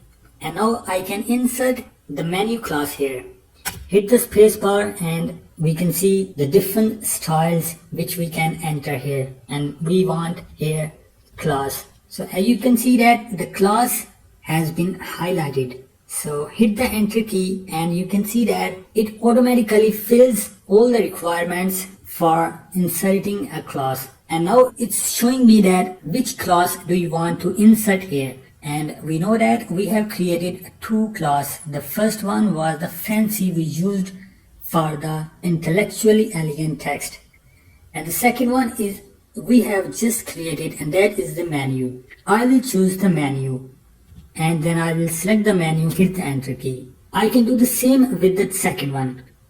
But another quick method is to select this text and then copy this text and insert your cursor just before arrow symbol, hit the space and in the edit select the paste. Do the same with the third one, insert your cursor just before the arrow symbol, enter the space and then in the edit select the paste. Same for the fourth one. And turn on the design view. Now we are in our design view, and in the selector select the menu class, and no style has been defined in this class. And in the properties, first of all, change its position from static to relative, and then change its display from inline to inline block. And now change its width by selecting the pixel, and also for the height selecting the pixel. And now change the values. Let's increase its value to say about 55 pixel, and now increase its height to say about 23 pixel. Turn on the live view to view these changes. As we have made some dimensions of the menu class, in the live view we can't see that. We will have to change the background of this class. Select the menu in the selectors, so go to background and then change it to some lighter red, and then hit the enter key, and now you can see the background which is just behind our links. Why I am making background behind our text? Because I also want another style that when I hover on the menu links, their background should be changed into red. Selecting the menu, now come to the padding of the menu class. And here is the padding. Increase its upper padding to say 6 pixels. And now you can see that our text is in center of the navigation bar. This is what I was talking about. And now rest of my work is just for the background of the menu items. Now let's increase its bottom padding to say 5 pixels so that it covers the height of the navigation bar. If you are working along with me, then make sure that your navigation should have the same height as of my navigation bar. To show you the height of the navigation bar, click on the navigation, and then here you can see that the height of my navigation bar is 34 pixels. If you are working along with me and inserting the same values which I am inserting, then make sure that our navigation height should match. Now let's come to the menu, and in the padding section, increase its right padding 8 pixels. Now you can see that our text is in the center of the backgrounds, but there is a space between these links, and we can remove these spaces in the margin by just click and decreasing it to say -5 pixel. And also the right edge of the contact link should be matched with the navigation right corner. And for this, we'd have to change the position of the menu class. Select it to pixels, and now you can see that our navigation position is changing. So select that aligns with the navigation right edge, and that is 4 pixel for my web page. And now if I turn off my background by selecting the background in the properties and then select the delete or remove CSS property. If I click on it, then you can see our menu items without background. And I want the property of menu class that whenever I hover on these links, their background should be changed into red. And I can achieve this by 2 methods. The first one is to create a new selector with the dot menu :hover. And the second method is to create an animation. And I just love to work on the animations. And to create an animation, go to the window, and here the CSS transitions panel. If I click on it, then you can see this transition panel. So here you can see that a plus sign is here.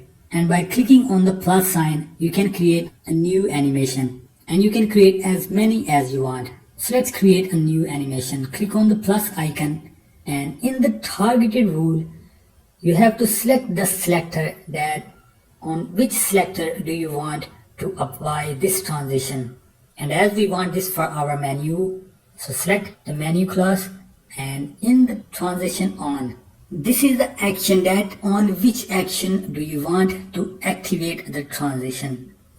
And I want this transition to be activated on when I hover on it.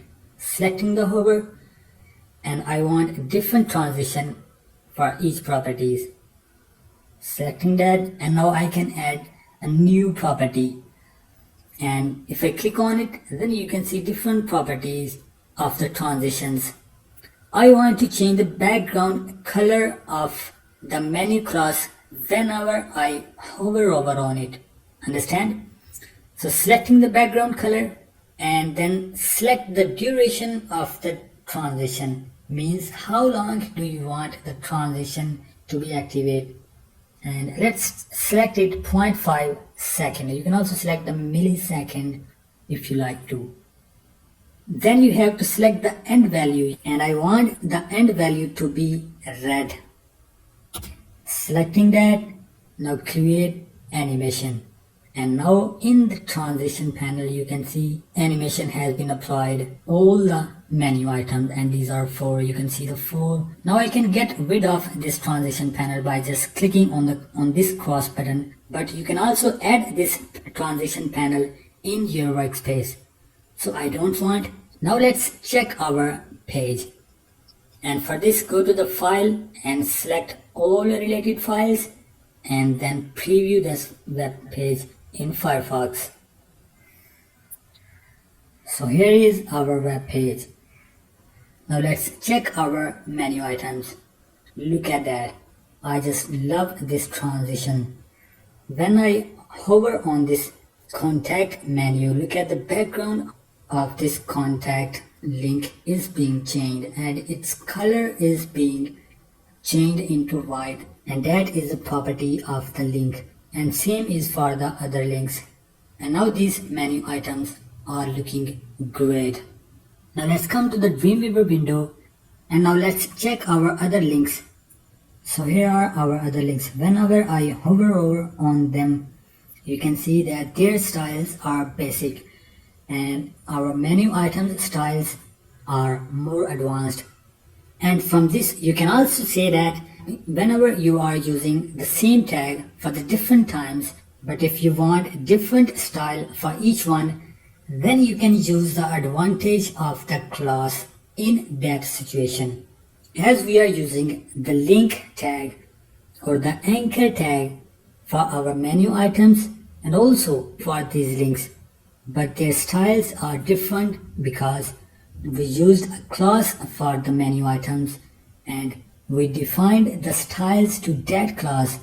So this was the basic method of creating and stylizing the menu items. And there is another method of creating menu items, and that is by downloading the menu items from the internet and then import that menu items in your web page. Let me show you how. So here I am in my browser. Then type in here for CSS menu.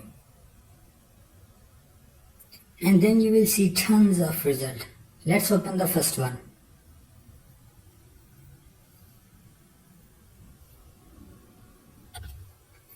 And here in this website, you can see different designs of CSS menu. In fact, you can also see the categories of CSS menu like drop down, vertical, bar, accordion, flyout. Let's choose this one. So when you open this, then you can see its design here, and you can also see the download link of this CSS menu bar. Let's download this. Now I'm gonna take you to my PC to show you how to use this CSS menu bar. So here I am at my desktop, and you can see here the source zip file which I have just downloaded. Let's extract this file here. So right click on it and then extract here. You need a 7-zip or WinRAR to extract this. So extract here, and here you can see the CSS menu folder. Let's open this. And this looks like some kind of web page. Let's open this HTML document in Firefox. You can see that this is a web page and consisting only this menu bar. Let's check out the design. When I hover over, you can see the background color of the items is being changed. There is another option. When I hover on the products, you can see it has some additional items, and when I hover on one of additional item, then you can see that it has more items. But the question is that how can I use this menu bar in my web page? So there can be two methods. The first one is to edit this web page. Keep the menu bar same as it is, just change its links and then add your web page content in this blank page. And the second method is to use its source code, copy that source code and then paste that into your web page. Let me show you. So here you can see the source files of this web page. It has some JavaScript and it has also styles. If I take a look at the source code of HTML document, so I'm gonna right click on it and then open this with WordPad. And you can see here its construction is just like a complete web page. You can see the doc type here, and it has also head tag and also its body tag. Whenever you want to insert this, then you need to copy its body items in your web page, and that is here, because you already have a construction of an HTML document. Let's open the style CSS file, and that is here. Open this with WordPad, and here you can see all of styles which has been used in this page. Copy and paste these styles from this CSS file to your main CSS file, and same you can do with this JavaScript file.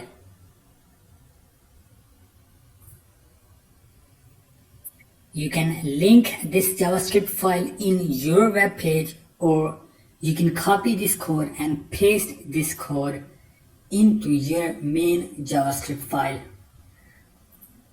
So this is the method of making menu items or menu bar. You can create your own menu items or you can download them from internet. Choice is yours.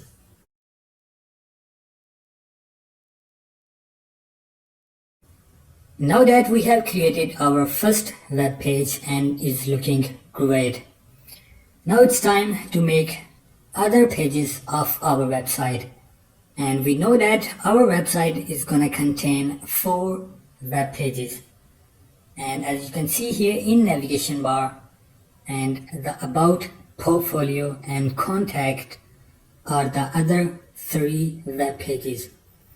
If I click on the about, then in the properties, you can see here that in the link, it is linking to about.html page. And we haven't created that page yet. Same for the portfolio and same for the contact. Now to make another page, there are going to be 2 methods. The first one is to go to file and then create a new from scratch, and then do all of the stuff which we have done so far for this web page. But the second method is to copy or duplicate this page and then edit this page according to your desire. Of course, this is going to be the simple method and we are going to use this method. So for this, go to the file and then save this page as. Select save as. If I select it, then a window will ask me that where you want to duplicate or copy this page, and make sure that you save this page in your site root folder.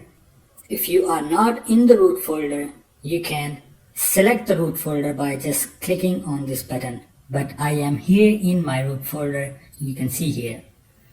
Now name this page as about.html and then save.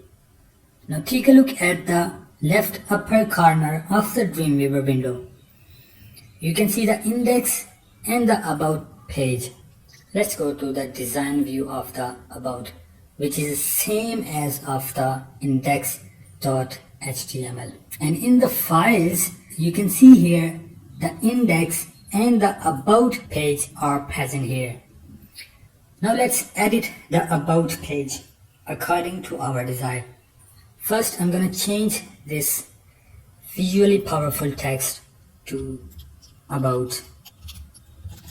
Then I'm going to change this text to Collins design. And in the section, you can see here that our about content is starting from here, and delete the other text from this page. So I'm gonna delete this, and our about page is ending at here, and also delete the other text from this page. So this is it for the about page. Save this page and then go to the index.html page, and in the design I'm gonna save this page as portfolio because index is the page which is containing all of the text. So change its name as portfolio.html and then save it. And here you can see that our portfolio page has been opened, and also in the files you can see the portfolio page. And in the header I'm going to change this text to portfolio and this text to Collins design. I'm gonna cut this text and then paste this text here. And in the section, our portfolio page content is starting from here. So delete the other text from this page, selecting the text and then delete the text. Also, I'm gonna delete the text from here. So I have done. Save this page and then go to the index.html and then save this page as contact. And this is going to be the last page of our website, contact.html. Select the save, and here you can see our contact page, and in the files select the refresh, and then you can see the contact page here. So in the header I'm going to change this text to contact, and this text I'm going to change this text to Collins design. And in the section, our contact page content is starting from here, and delete the other text from this page, selecting the text and delete the text. So done for this page. I'm gonna save this. In fact, I'm gonna save all and then preview this page in the browser. So selecting the Firefox, and here you can see our contact page. And if I select the home, then you can see that I am in my indexed or home page. Same for the about. This is our about page and the portfolio. Okay, everything is working great. Now as we have created our other pages, but there is something missing. You can see here that the background of every page is same. We also need to change that. So close the browser and then in the Dreamweaver, select the about.html page. But before that, as we know that our index.html page is containing the text of all the web pages, and also delete the other text from this page. So I'm going to delete the text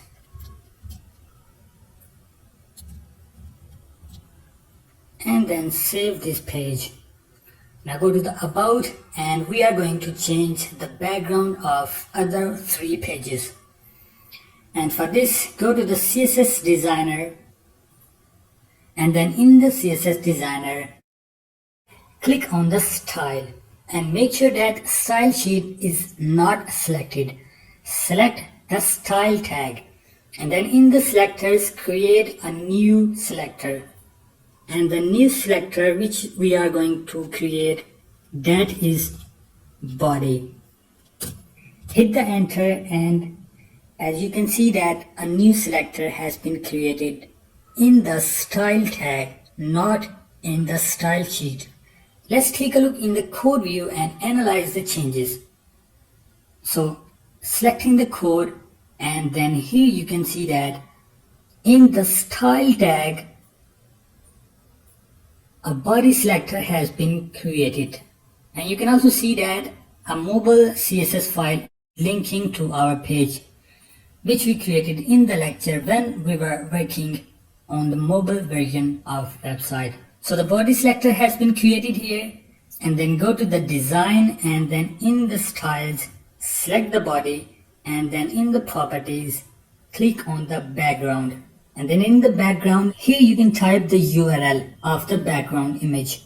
But take a look at the right side of the bar. Here you can see an icon, and you can browse for the image which you want to select. So clicking on this, then you will be able to see this window. We are in our site root folder, and we know that our image is present in the images. So open the images and select the background about image for our about web page. So selecting that, click on OK, and now here you can see that the background of about page has been changed. Now let's take a look in the code view, and then here you can see that in the body selector our background has been selected as bgabout.jpg, and we know that this selector is internal in the style tag. And what does it mean?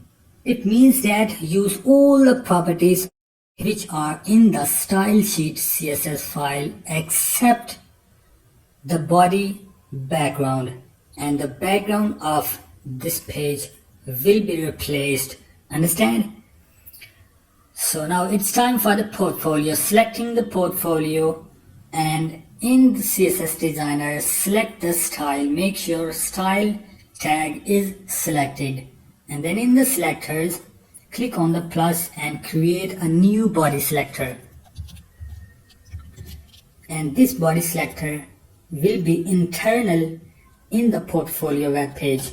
Hit the enter, and then in the background select the URL of the background. In fact, selecting the file which is in the images, and this is the image which we are going to use for our portfolio web page. Selecting the image, click on OK, and here it is. Same for the contact page, and then in the CSS designer select the style, create a new body selector.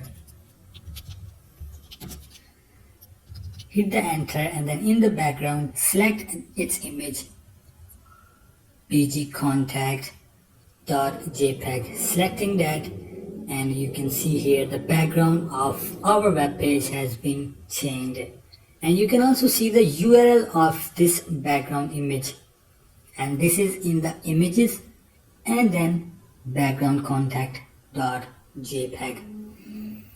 And in the code view you can see the internal body selector, and its background is selected as bgcontact. This whole code is for the contact. If I select the portfolio page, then its code is this, and its background image is bgportfolio.jpg. So I have made the changes. Now save this page, in fact saving everything, and then preview this page in Firefox. So here is our 4 pages website. The portfolio page is selected. If I click on the home, then you can see the home page, and if I click on the about, here is our about page which is looking great, and our contact page is here. And if you don't have access to these backgrounds or assets folder, you can select your own images to follow along with me. And we can also check the other properties of the page which were in the style sheet CSS and also the mobile version of this web page. So changing the browser window, we can analyze it. So as I am changing the browser window, then you can see that the background of this web page is also changing. Now let's take a look at the mobile version of this web page. If the browser width becomes less than 768 pixel, the mobile CSS properties will be executed, and here it is. Looking great, everything is great. So this is it for this lecture, and we have learned that how to create multiple pages. Now let's move on to the next video. Many new features have been introduced in Adobe Dreamweaver CC, like a new layout of CSS designer panel, which is very advanced and very handy. And also in the insert, jQuery mobile and jQuery UI has been introduced, and a lot of more features. But there are some features which have been removed from Adobe Dreamweaver CC. Like in the insert panel, there was a supply widget, and we have no longer access to that feature. And also one of my favorite feature has been removed from Adobe Dreamweaver, and that was Adobe Widget. What was that? Actually, we could download and insert the widget in our web page, and that feature was in the insert menu. But now we can't access that feature.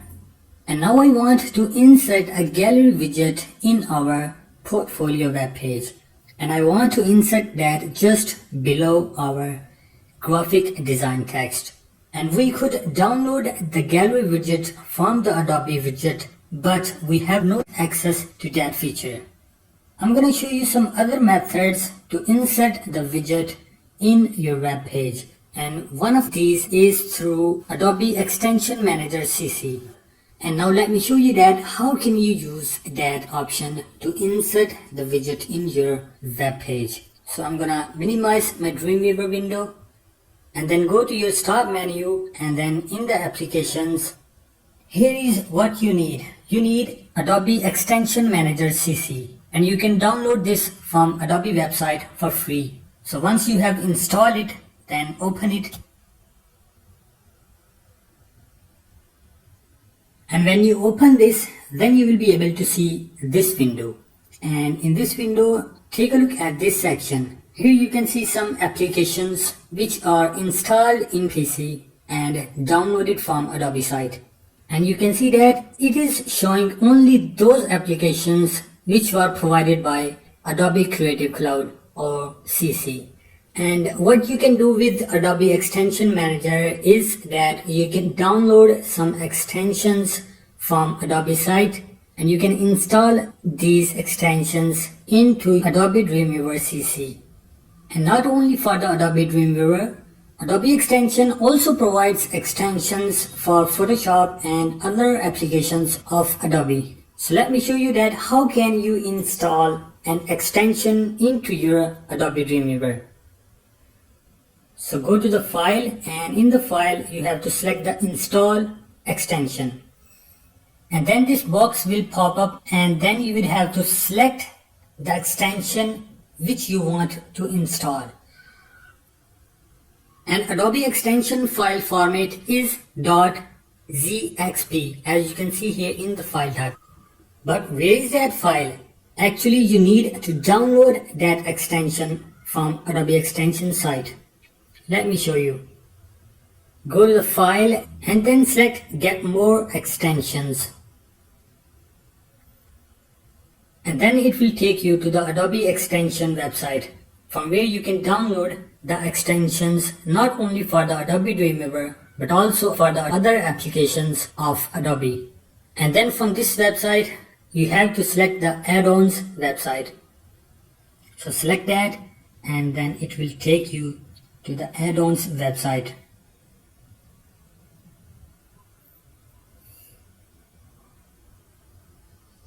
So here we are in Adobe add-ons website.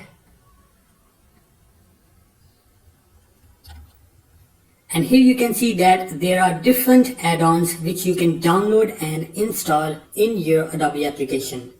And you can see that every add-on is showing that this add-on or extension will work only with this specific Adobe application. And take a look at the left side of this website. Here you can filter the extensions by application. So I'm going to select the Dreamweaver. And now you will be able to see the extensions which will work only for the Dreamweaver.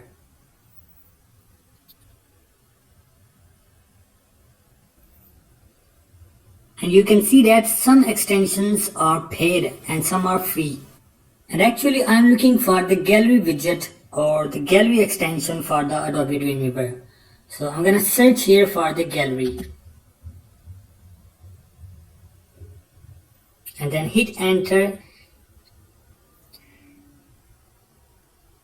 It will show me the gallery widgets for the Adobe Dreamweaver. And you can see that it found 25 items. Some are paid and some are free. Let's click on the free. And then you can see that it found only 3 items for the gallery. Let's open one of these.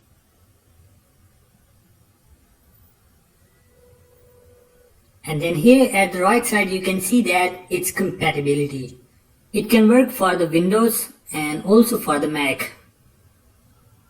And here you can see the description of this extension, and you can also see the screenshots or previews of this extension. Okay, so now let's download this extension, and for this you have to click on the free. And when you click on the free, then you'd have to sign in with your Adobe ID. And I am gonna sign in with my Adobe ID. So enter your email and password and click on sign in.